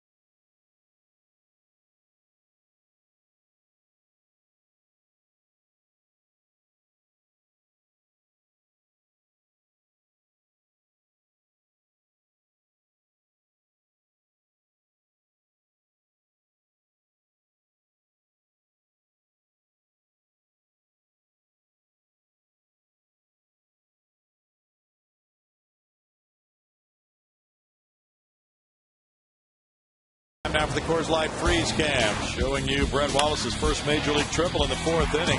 Marlon Byrd unable to play it perfectly, and that meant that Wallace got into third base with a headfirst dive ahead of the tag by Ramirez.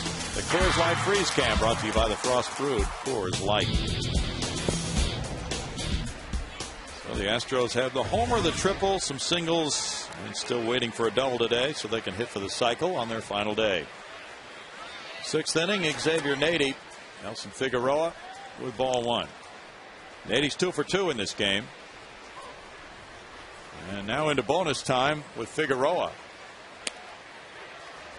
1 ball, 1 strike. Brad Mills said before the game he would be happy with 5 innings from Nelson.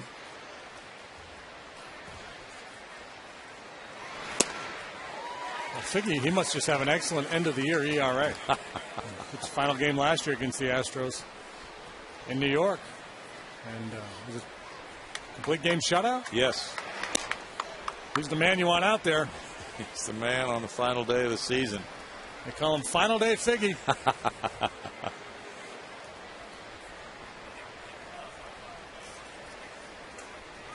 Now what he'd like is to come back and pitch the final day with a team that's going to the postseason. There's a strikeout. And that's number 7. Ranking pretty high on his career list.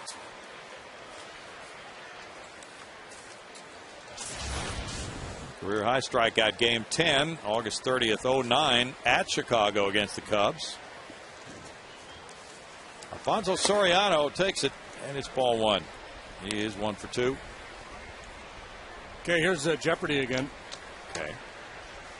This is on this date in baseball history for 600. 1993, the Toronto Blue Jays became the first team in American League history to have teammates finish 1, 2, 3 in the batting race. Who were those fellows? John Olerud, Robbie Alomar. I don't know if Joe Carter hit for that kind of an average. Who were they? Well, we got 2 of them right. I'm gonna let our viewers grind away on it for a little bit. But you bring up a point about the Blue Jays.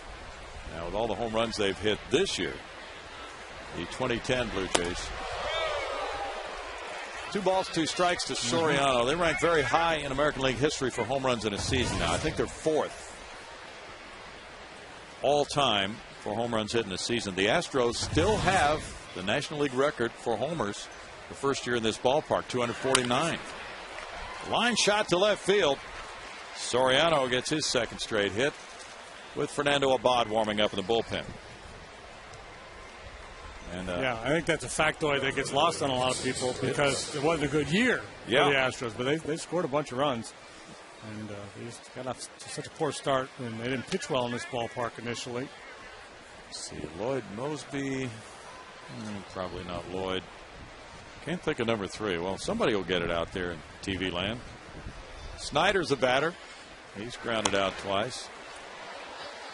Well, the answer is you got 2 out of 3 correct, which is good. John Olerud, he led the league hitting .363.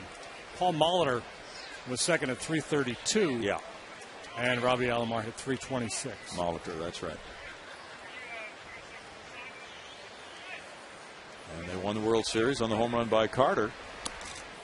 Snap throw to first is a little bit high. Yeah, down he might have him. 1-1 to Snyder with Hill on deck. Quintero's picked off 7 this year to lead all major league catchers.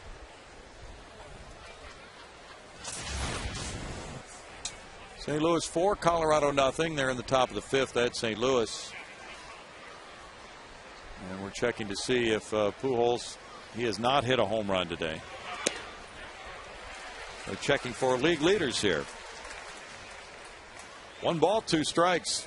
Pujols leads the National League with 42. Adam Dunn is second with 38. So it looks like Albert's going to win the home run title, and he leads Carlos Gonzalez of Colorado for the RBI title as well by 1. I think Gonzalez is not playing. I think he got hurt. Yeah, he has a hand injury. So it looks like Pujols leads the league in homers and runs batted in.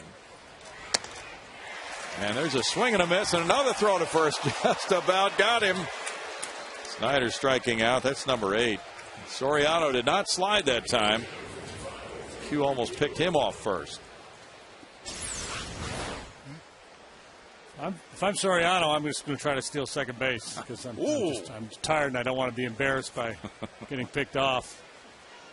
Well, he almost suffered that indignity. Plus, I'm taking a little umbrage right now. Q keep trying to pick me off. So, all right, I'm going to try to steal this base on you.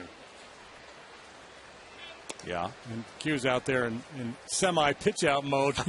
Just hoping against hope that he is going. You know, we talk about guys trying to pad their hit totals in the final day. He's trying to pad his caught stealing totals and pickoff totals the final day. A little salary drive. Trying to entice guys into running. I'm going to take this pickoff number into arbitration with me. The only thing that's left to be done is for him to start screaming at the base runner, challenging him to run on him.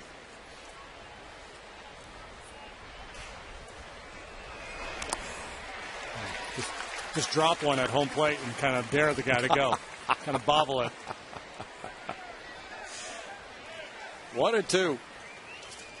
Kansas City 2, Tampa Bay nothing. Bottom of the 6th inning. Wilton Lopez warming up right now for Houston. Alex Gordon hit his 8th home run. Alex Gordon, his 8th home run for the Blue Jays. He's now an outfielder.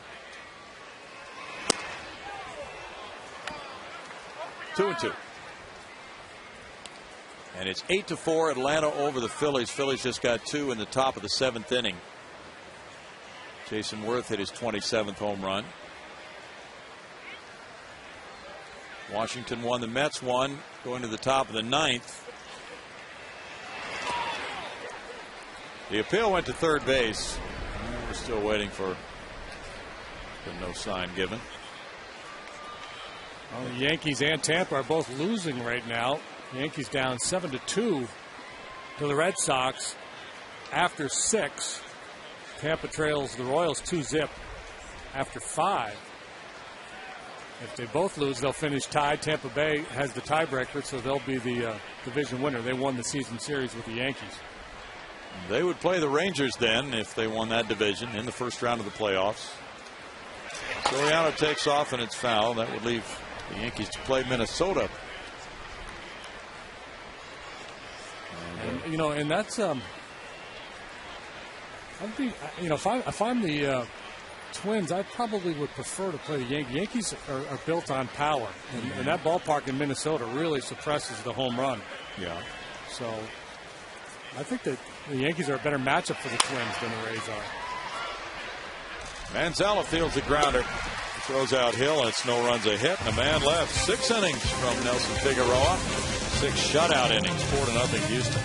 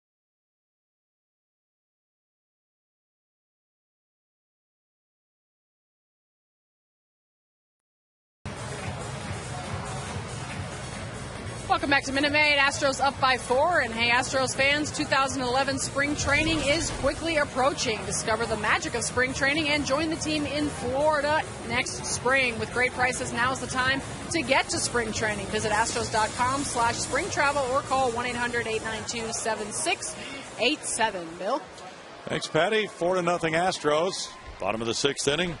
Brett Wallace tripled and scored run number 4 back in the 4th inning off Ryan Dempster. He struck out his first time up in the 2nd inning.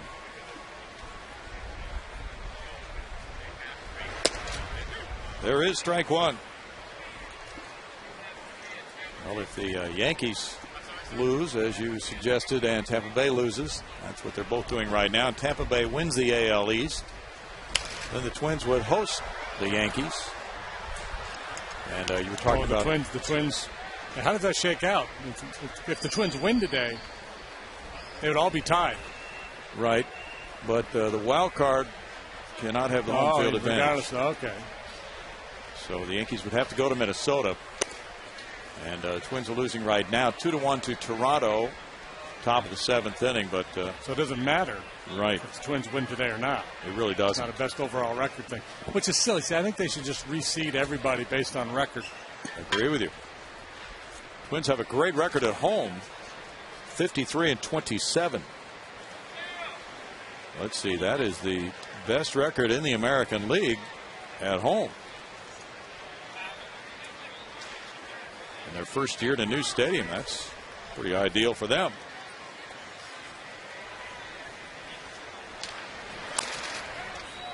Foul ball keeps the count at 2-2. Well, Carlos Gonzalez will win the batting title in the National League, 336, leading Joey Votto by 13 points before the final day of the season. Michael Bourne, the stolen base leader, with 52, 15 more than Angel Pagan. Strikeout looking, that's number 7. So Michael gets another stolen base title, even though he's unable to play for about almost the last 2 weeks of the season.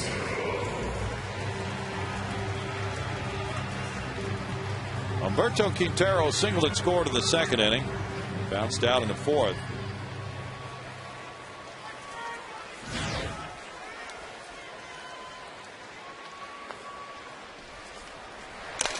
Tried to bunt his way on, and he fouled it for strike 1.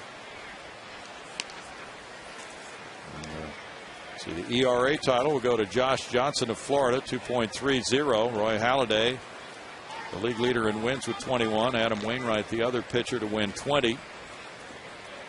Halladay leads in innings pitched. Save title undecided. Brian Wilson of San Francisco, Heath Bell of San Diego tied with 47. Whoop.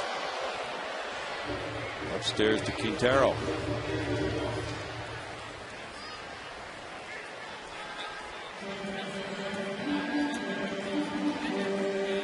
One ball, one strike.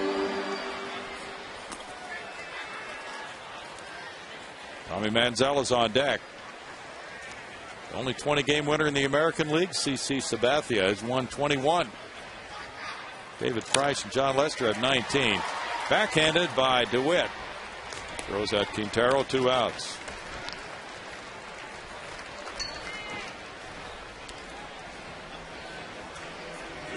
Manziel has a pair of run-producing singles in this game. Good final day of the season for Tommy. Josh Hamilton, clear winner in the batting race in the American League. 360 his batting average coming into play today, so he'll unseat defending champion Joe Mauer. Joe Mauer had won the last 2. That's unprecedented for a catcher. Oh, it is. Strike to Manziel. Mauer just a point behind Miguel Cabrera in the batting race for 2nd place coming into play today. Jose Bautista with those 54 bombs way out in front in the home run race. You know, it's amazing the Twins have done so well without Justin Morneau for so long.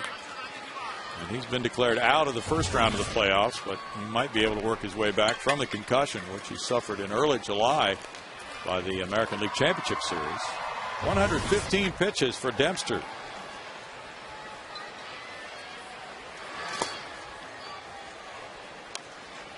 It's 2 balls and a strike for Ryan.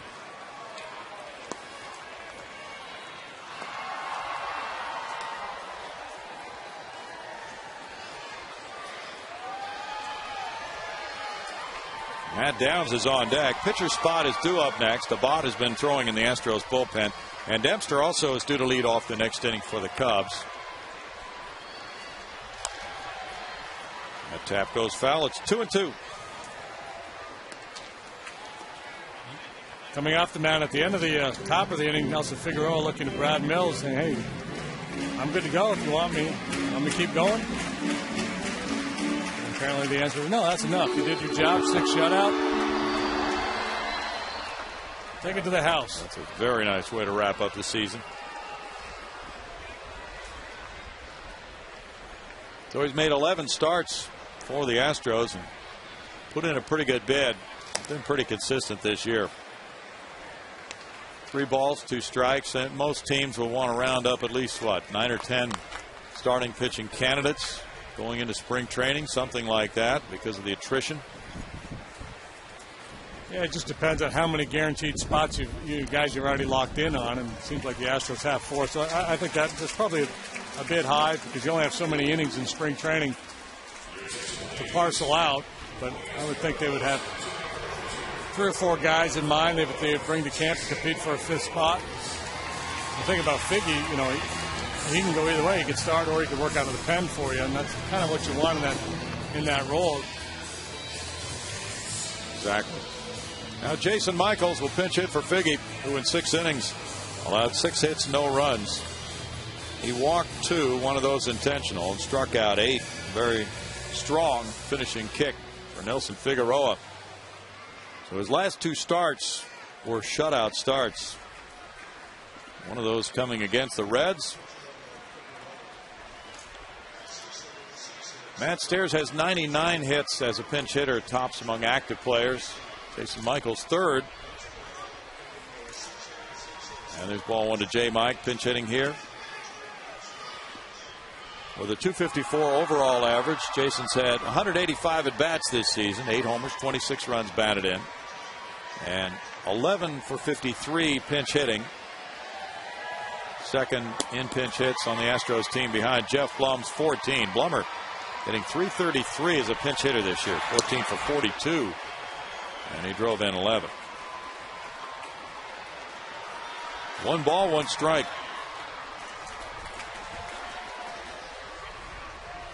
Figueroa will watch for the rest of the day now after posting excellent numbers. He gave up singles except for 1 extra base hit by Barney, that double down the left field line. 2 balls, 1 strike.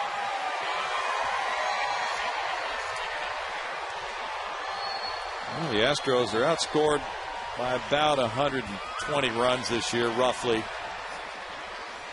And we were just looking at the Reds numbers when the Astros played in Cincinnati. They had outscored their opponents by just over 100.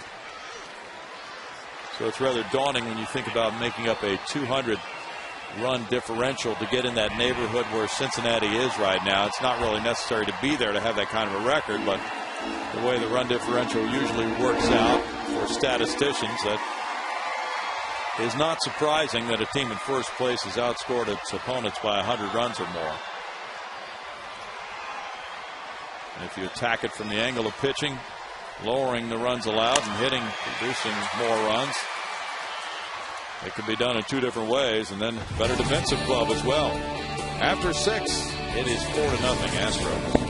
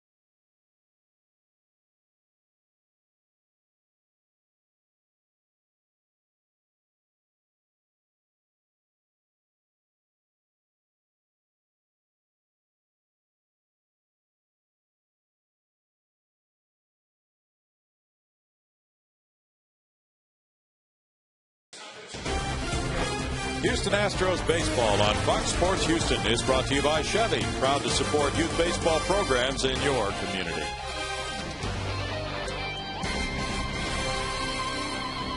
Beautiful day downtown Houston, and a nice ball game for Astros fans. Their farewell to 2010 has found Nelson Figueroa working shutout ball for the first 6. He allowed 6 hits, no runs, walking 2, fanning 8.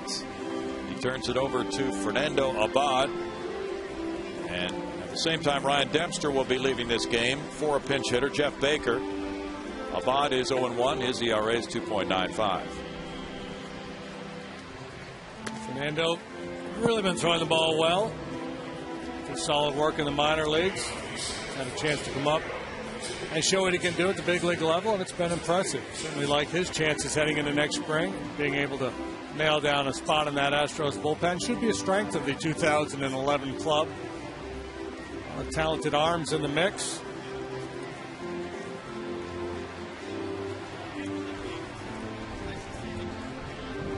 Jeff Baker's a pinch hitter, hitting .272 with 4 homers. He has 21 runs batted in. Abad deals, and Baker takes it. Certainly could have been a strike. Yeah. 6 for 18, pinch hitting with a homer, and he's driven in 4. Instead, it was ball 1. That is, in fact, a strike. And it's 1-1. Ryan Dempster in 6 innings allowed 9 hits, 4 runs, 3 of them earned, walking 1, fanning 7. And now a late swing by Baker. Takes the count to 1-2 for Abad. Coy Hill talking it over with his battery mate, Dempster. Through 124 pitches. Now it's 2-2 for Baker.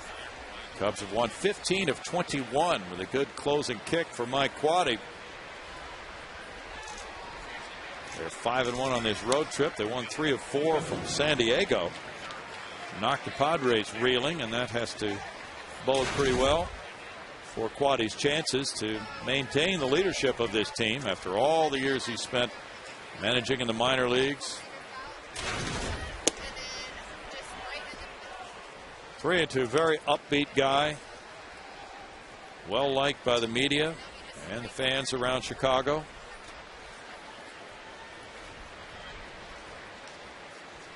He was shocked when he got the job. He said, there's a pinch walk to Baker. And DeWitt will come up next. Lefty on lefty. DeWitt is 0 for 2 with a walk. Not normally with very good control, but he loses Baker there to start the 7th. Yeah, Quade's he's just a solid guy.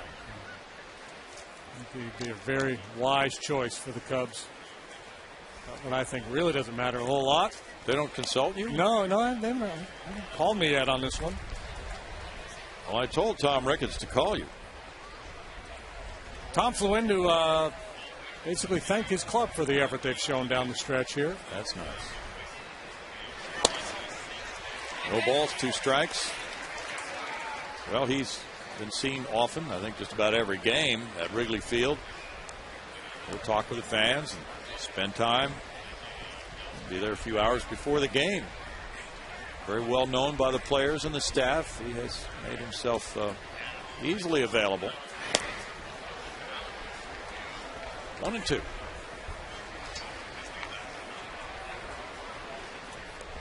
Cubs are closing out their 135th National League season.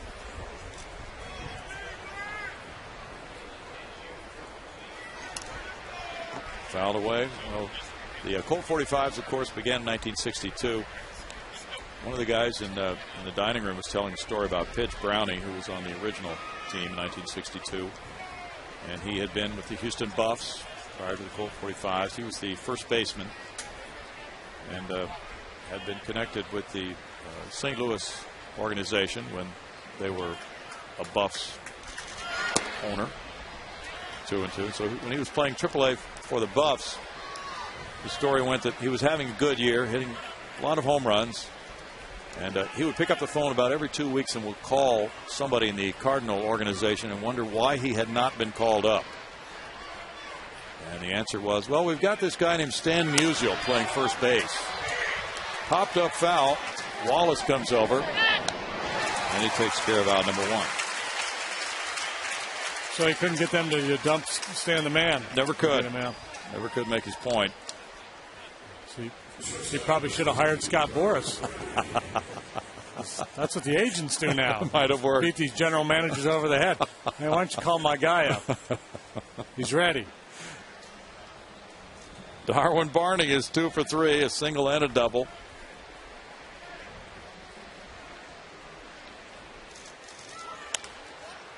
That's popped up on the right side. Keppinger back. 2 outs. And Marlon Byrd will follow. Detroit is leading at Baltimore 3-2, top of the 9th inning. Brandon Hinge hit his 13th home run. Extra innings at Citi Field. Washington won, the Mets won in the 10th. And now with Abad waiting, Brad Mills is arriving to make a pitching change for Marlon Byrd. With the score, Houston 4, Chicago nothing. More in a moment.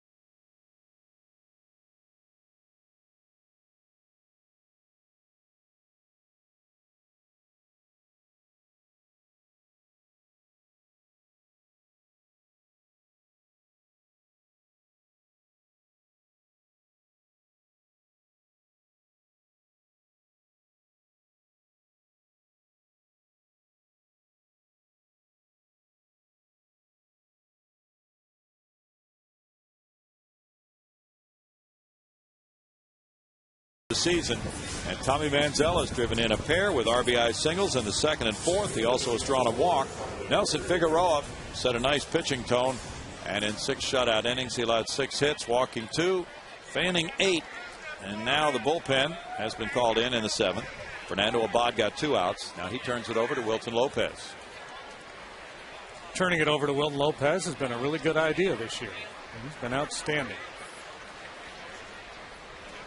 Second in appearances on the Astros, and he gets a foul ball there from Marlon Byrd, who's 0 for 3. Brandon Lyon will lead the club. He has 78 appearances. This is number 68 for Wilton. Tim Burdack has 64 for the hardworking relief corps.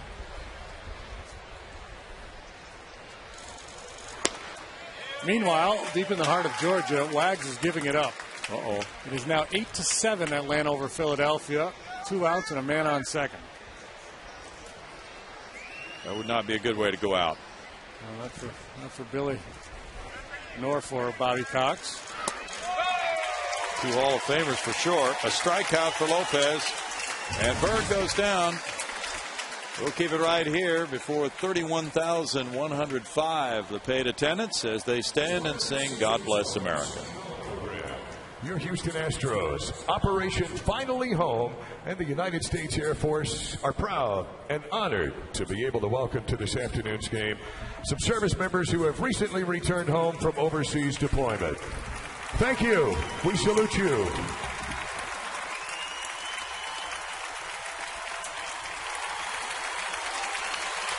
And now, ladies and gentlemen, to honor them and all of the servicemen and women who are serving our great country throughout the world, please join Astros favorite Joe Prince as we honor our great nation as well with the singing of God Bless America.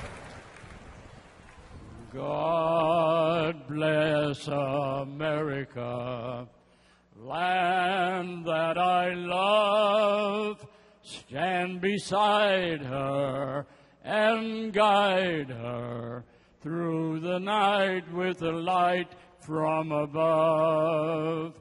From the mountains to the prairies, to the oceans, wide with foam. God bless America, my home, sweet home.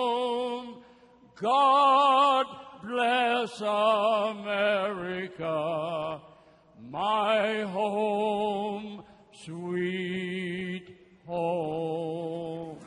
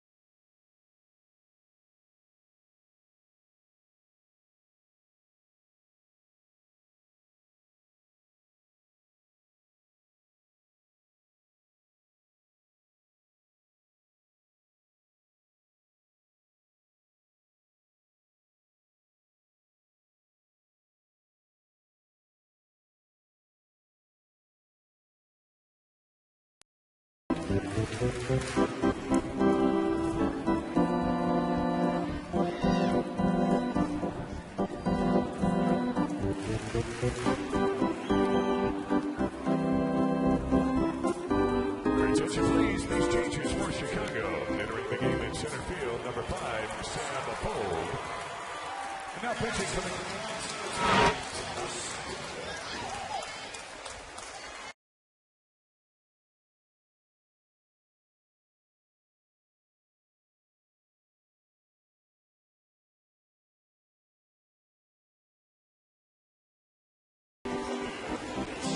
Four 4-0 Houston, bottom of the 7th inning. Jim Connors at the organ.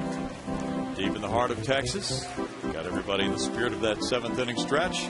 Now it's Thomas Diamond on the mound. The bottom of the 7th inning opens. And Brian Bogusevic fouls his first pitch. There's strike one. Bogey has struck out all 3 times.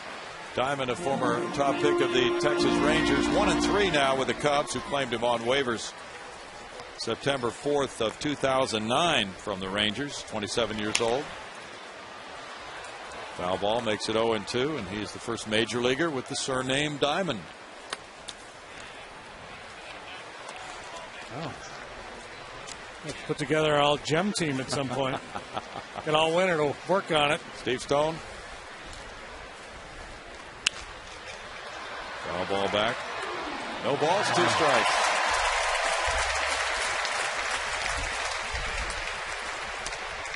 Yeah, we might have to broaden that a little bit. Yeah.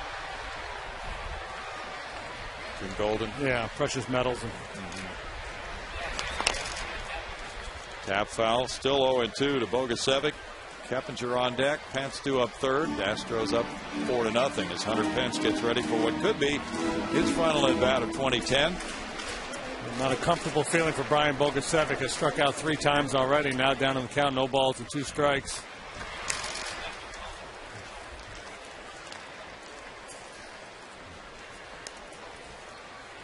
Diamond came up from AAA on August 2nd. He made a start the next day.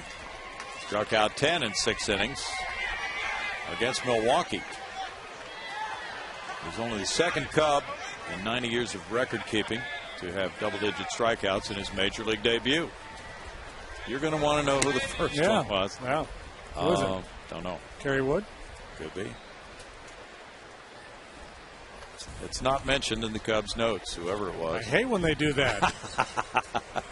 Tell me he's the 2nd guy to do it and then not tell me who the first was.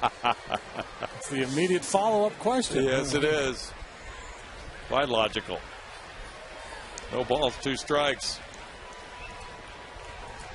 Now 8-7, as JD mentioned. Phillies have scored 3 in the top of the 8th. Atlanta now batting in the bottom of the 8th inning with that 8-7 lead. And on a breaking pitch, there's a swing and a miss. And strikeout number 4 of the day for Bogusevic. We go to Patty Smith. Hey, baseball fans. Chevy's a proud sponsor of youth baseball programs throughout the state of Texas. If you would like to learn more about Chevy's commitment to youth baseball programs, visit ChevyTexasBaseball.com. Bill. Thanks, Patty. Hey, Patty, when is your golf tournament? It is next Thursday, the 14th, out at Longwood. Tee time is 1:30. We've got spots available. All kinds of great celebrities are going to be out there, including Jim DeShays. And we'd love to have anybody who's interested come on out. And should they call you personally? No, probably not, because I'm not about to give out my personal phone number. But they could go to our website, or they could go to wellspringsvillage.com, which is who the tournament benefits. Wellsprings is a village for homeless and abused women. Very good. Well, good luck with the tournament, Patty. Thank you very much. Jeff Keppinger fouls it back. 1 ball, 2 strikes. Kep singled in the 5th inning to center field. He's 1 for 3.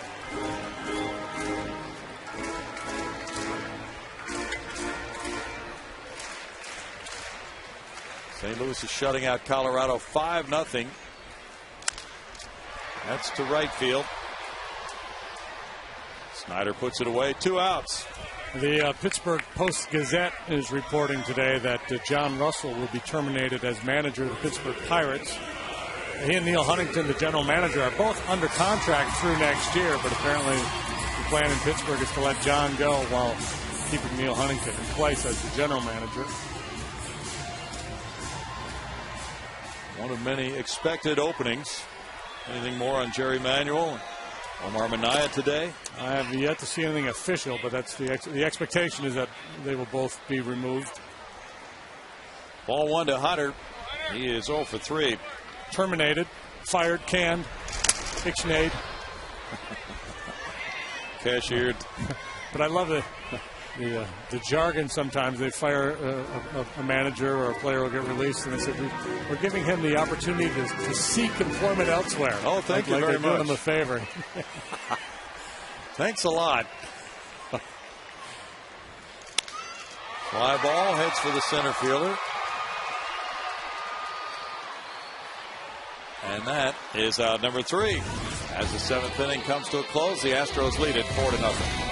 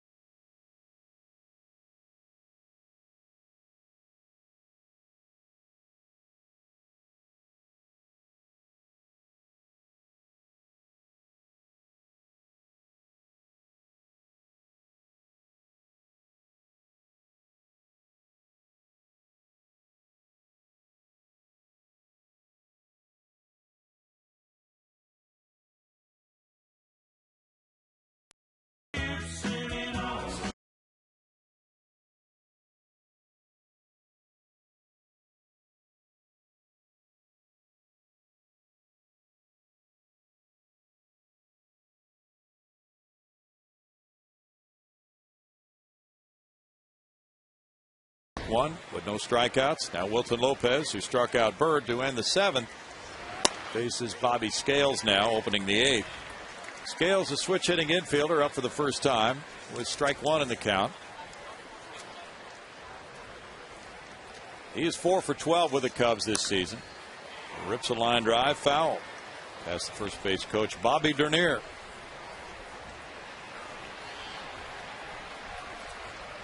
Scales came in last night and got a hit in the 9th inning in his only at bat. And Friday night he walked 3 times and had a single. That's 5 trips to the plate, and he has not made it out in this series. 2 balls and a strike to Scales. Lopez went 2 weeks without pitching and then came back after resting his arm. Misses there for ball 3. Paid attendance today, 31,105. We'll see what that will bring the total attendance for the Astros to at home this year. Rolled out to second. Keppinger takes care of out number 1. Milo Hamilton finishing another season as Astros broadcaster among his many years in baseball. This is what, 65 years in broadcasting for him, JD? 65, 85. Okay. Something like that. Let's see. The home attendance is going to be 2,331,000 or so for the season. 1 ball, no strikes. Xavier Nady, the batter. It's 1-1.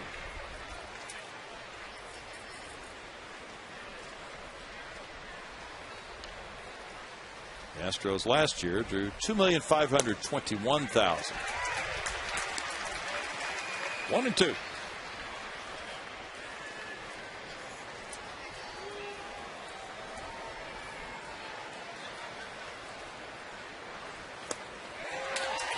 Nady's down on strikes. That's 2 strikeouts for Lopez. That's 10 strikeouts for Astros pitching today. Yeah, it's been obviously a rough season for the Astros, but a nice turnaround in the second half. And the fans that are at the ballpark today, a chance to leave watching the Astros win if they can hang on to this one, and having enjoyed an absolutely glorious day, maybe the best day at the ballpark all year. Yeah. There's strike 1 to Soriano. Soriano's 2 for 3. A win today would give the Astros a record of 76 and 86. That would be 2 games better than last year's team. 1-1. Last year they finished 17 games out of first place in 5th. Right now they're 15 games out, tied for 4th. It's 1-2. Giants fail to, the Giants are batting. The Padres failed to score in the top of the first inning at AT&T Park. Matt Latos pitching now. Jonathan Sanchez gave up 1 hit in the first. Latos has been struggling a little bit lately. See if he's able to return to form for this most important game for the Pods. Wouldn't it be something for the Padres to sweep that series and wind up winning the NL West? They would be in a tie, but they have the tiebreaker. Head-to-head play. Strikeout, and that is number 3 for Wilton Lopez. If that's it for him, he finished in a very good fashion. In 2010, it's 4-0 Houston.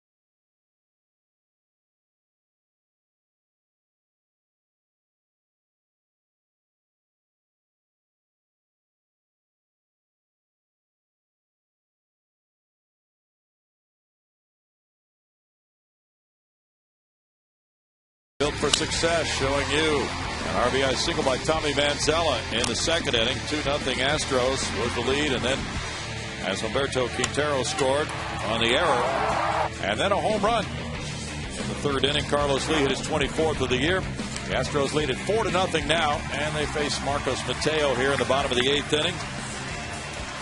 So it looks as if Hunter Pence with 25 homers, leading Carlos Lee with 24. And the RBI race for the Astros, 91 for Hunter, 89 for Carlos. Goes right down to the final at bat for Carlos to see who leads the club. And Mateo comes in after Thomas Diamond in one inning, allowed no hits, no runs with no walks, and he struck out one. Well, Mateo has allowed 6 home runs this year in 21 innings at the big league level. 5.91 ERA, 25 strikeouts, 8 walks, and a .250 batting average. Originally signed by the Cincinnati Reds back in 2004. So, you know Carlos is thinking about trying to lift one and jerk one out of here.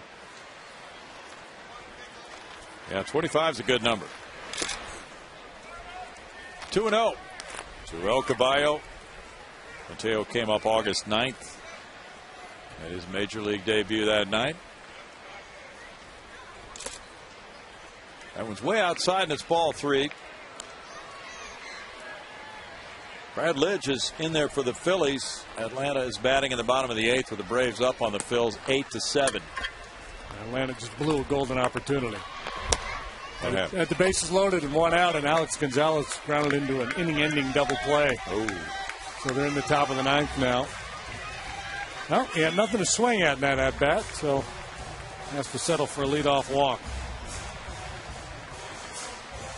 Some styling glasses right there, baby. Yeah.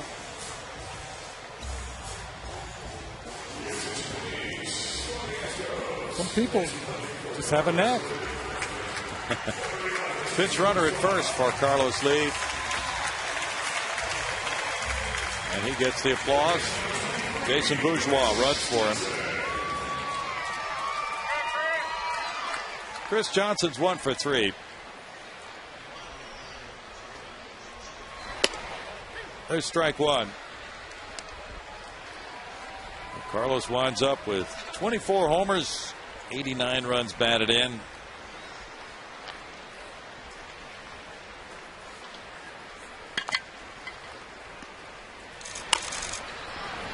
Grounded foul, it's 0-2.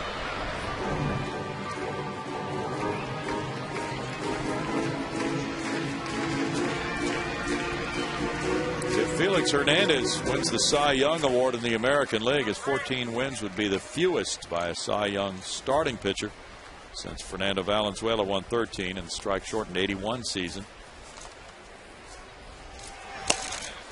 Yeah, there's a lot of reasons to consider Hernandez for that award. That team doesn't score any runs. He's probably been the best pitcher in the American League. I think a lot of voters would have a hard time justifying voting for him, but I would. I'm not saying he should be the guy, but I certainly would not quibble if he were to get that award. I'm sure I know how to quibble anyway, but I wouldn't do it.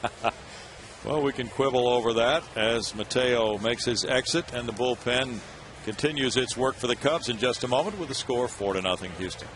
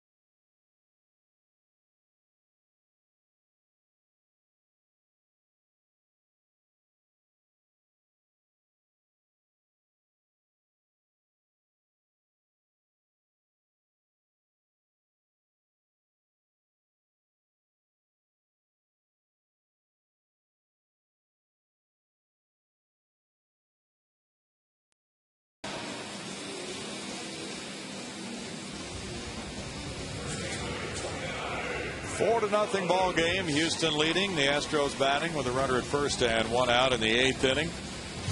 And the lanky left-hander Sean Marshall, 6'7", 28 years old, comes in. He's had a nice year in relief, going 7-5 with a 2.68 ERA. He's been with the Cubs since 2006. This is the first year that he has worked exclusively out of the bullpen, and he's really been quite effective out there. Strikeout rate of almost 11 strikeouts for 9 innings pitched. Not quite as good as his mate Marmol out there, but Marmol's numbers are absurd. This guy is just very, very good. Brett Wallace has a triple, and the runner takes off. Bourgeois without a throw. He steals it. Coy Hill cocked his arm but never made a throw as Bourgeois, the pinch runner for Carlos Lee, set sail on the first offering. And Jason Pilford, number 12 of the year.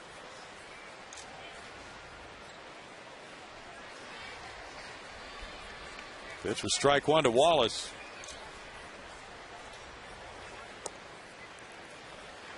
On a breaking pitch, the count goes to 1-1. Billy Wagner's pitching against the Phillies for the Braves in the top of the 9th inning. He struck out the first man he faced. He now has 2 outs and nobody on, and Braves fans are standing and clapping, hoping Wagner can get that final out. Rolled up the middle. Good play there by Barney. 2 outs, Bourgeois taking third. And it's Humberto Quintero, 1 for 3 with a run scored. The Braves have won it 8-7 over the Phillies.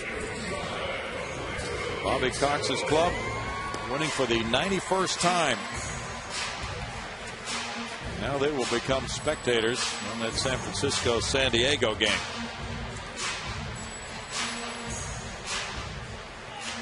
Well, if the Giants win, it's the Giants winning the West. The Braves claim the wild card. Padres win, then the playoffs, the extra playoffs begin. The play-ins, I guess you would call it.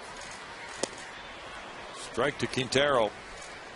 Imagine the flashing that score up in San Francisco on the out-of-town scoreboard right now. Everybody can kind of figure out what's at stake. In that game at AT&T Park, it's 0-0 after 1. Padres batting with 2 men on and 2 outs in the 2nd inning. Fouled away, and it's 0-2. Cubs bullpen in the last 24 games has an ERA of 1.22. And they have a 26-inning scoreless streak coming into this game, longest since '82. Marshall pops a fastball up high, and it's a 1-2 count. They're trying to extend that by 2 more in this game today, which would make it 28 innings to wrap up the season. Tommy Manzella's on deck.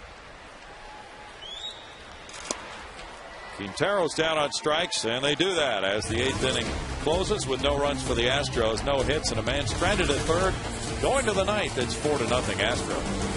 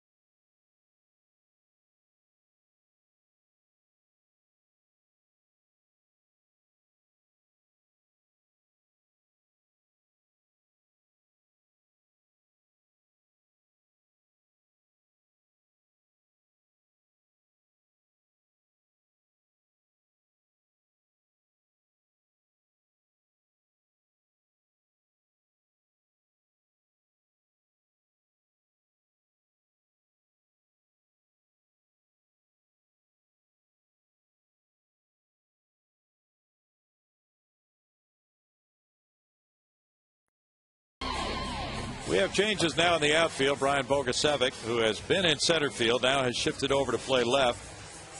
Carlos Lee made his exit for the pinch runner, Jason Bourgeois, who stays in to play center field. And the pitcher will be the closer, Brandon Lyon, coming in with a 4-0 lead. So it's not a save situation. He has 20 saves in 22 attempts and a 3.16 ERA, and he leads the club in appearances with 78. It's been a very nice year for Brandon Lyon. Signed to a 3-year deal in the offseason. So year one of that 3-run deal, an outstanding effort for Brandon. Started the year, he was nicked up early, and then worked as a setup man to Matt Lindstrom. Took over as the closer when Matt got hurt, and has done a very nice job. Brad Snyder's the first man up in the Cubs' 9th inning. He is 0 for 3. Cubs have been shut out 14 times. That's ball one. Wilson Lopez in 1 1/3 innings retired 4 in a row, allowing no hits, no runs with no walks, striking out 3. 11 strikeouts for Astros pitchers in the game. 1-1. Marcus Mateo in 1/3 of an inning allowed no hits, no runs with 1 walk, 1 strikeout. Thomas Diamond had a hitless inning with a strikeout. Jeff Samardzija is warming up at the bullpen now for the Cubs. 1-2 for Brandon Lyon, giving the Astros 2 closers with 20 saves or more this season. One of only 5 major league clubs to do that. In the air and on the infield, it's Jeff Keppinger calling. 1 out. Lyon has been the save leader in the majors since the 1st of August, tying with Carlos Marmol with 19 for first.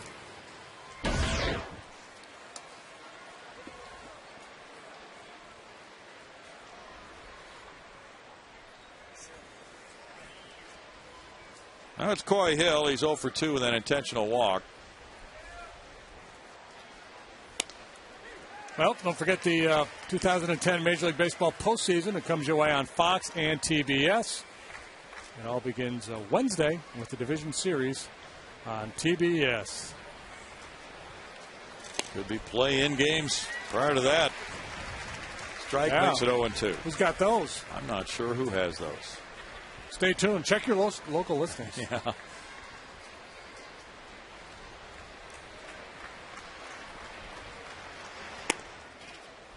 It's 1-2. Well, very close now to the end of the 2010 season. We'd like to thank all of you for watching the games. Those of you who have come out to the ballpark, followed the Astros throughout the season. Thanks for all the cards and letters and emails and things of that nature, for stopping by to say hello during the year.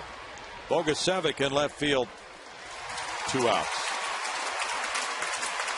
And thanks for allowing us to come into your homes. Around the campfire, that's what we'll be doing all winter. At the end of the season blues, as the season winds down.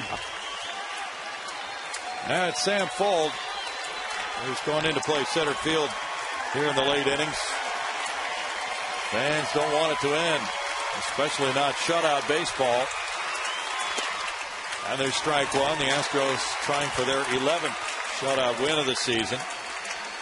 Having it end is better than the alternative, because if it doesn't end, the Cubs can have mounted a furious comeback.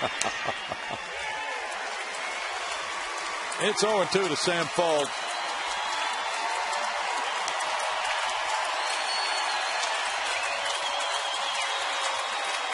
A nice outpouring of support. Paid attendance 31,105.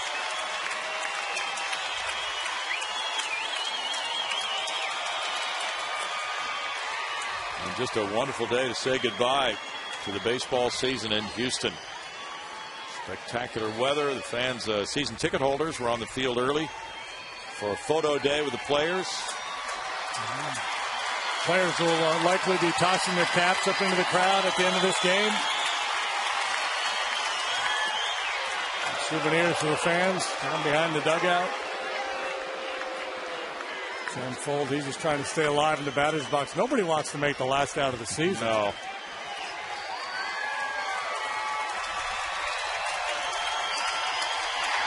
Like somebody has to. And that's it. As the Astros get a shutout win, Nelson Figueroa gets win number 7. With relief help from Avon, Lopez, and Lyon. They collaborate on a 6-hitter. And the Astros, who had lost 9 of 12, go home happy with a win today, 4-0, which includes a Carlos Lee homer, 2 RBI singles by Tommy Manzella. Hunter Pence winds up leading the club in homers and runs batted in. And they walk off the field having won 76 this year and lost 86. But to end it, and it's a 6-month process during the regular season. Such a happy day and a good way to leave the baseball season. And so Brad Mills in his first year as manager of the Houston Astros, high marks, boy, from everybody you talk to, and count me among them. I really think the Astros made a very shrewd hire with Millsy, and not only Brad Mills, but Astros in a good shape going forward to a good, talented coaching staff, and talented young players. Still plenty of questions to be answered moving forward, but I like that staff. Well, they're all tossing baseballs, as you see, up into the seats, and you talked about those caps will go later on, but it is a farewell process here at the end of this 6 months, and just a happy, happy day here in Houston. And we're going to go to Greg Lucas right now. Greg? Hey, thanks so very much. Tommy Manziel had a couple of hits, couple RBIs. What a good way to finish it off your rookie season. Actually, you came on a little strong there toward the end with the bat once you got back in the groove. Yeah, it was definitely the way I want to end, and it was just a good win for us to get to close out the season. And, you know, pitching, defense, got timely hitting, and that was a good way to win. It was a tough last couple of weeks, but at least it's nice to get this final game in. Yeah, you know, it felt good to, you know, end on a strong note. Whenever you get that, you get some momentum going into the following season. And especially this being my first season here, you know, I definitely wanted to personally try to get, you know, have a good game, get some momentum going into next year, and it was a good way to do that.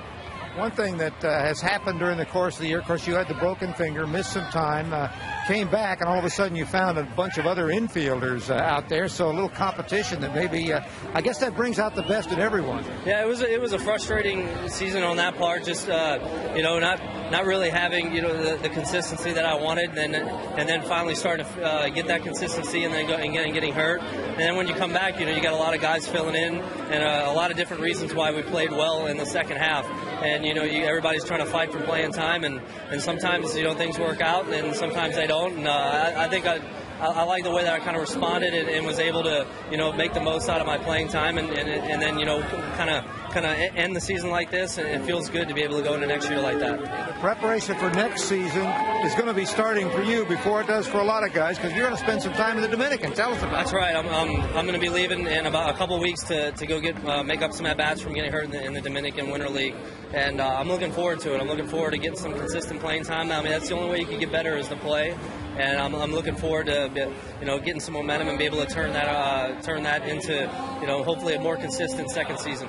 Well, you've had one full one under your belt. Other than the injury, we'll see you in the spring. All right, thanks. See you then. Tommy Manzella, who of course had a couple of hits, drove in a couple of runs in this Astro final victory. We'll take a break and back in more.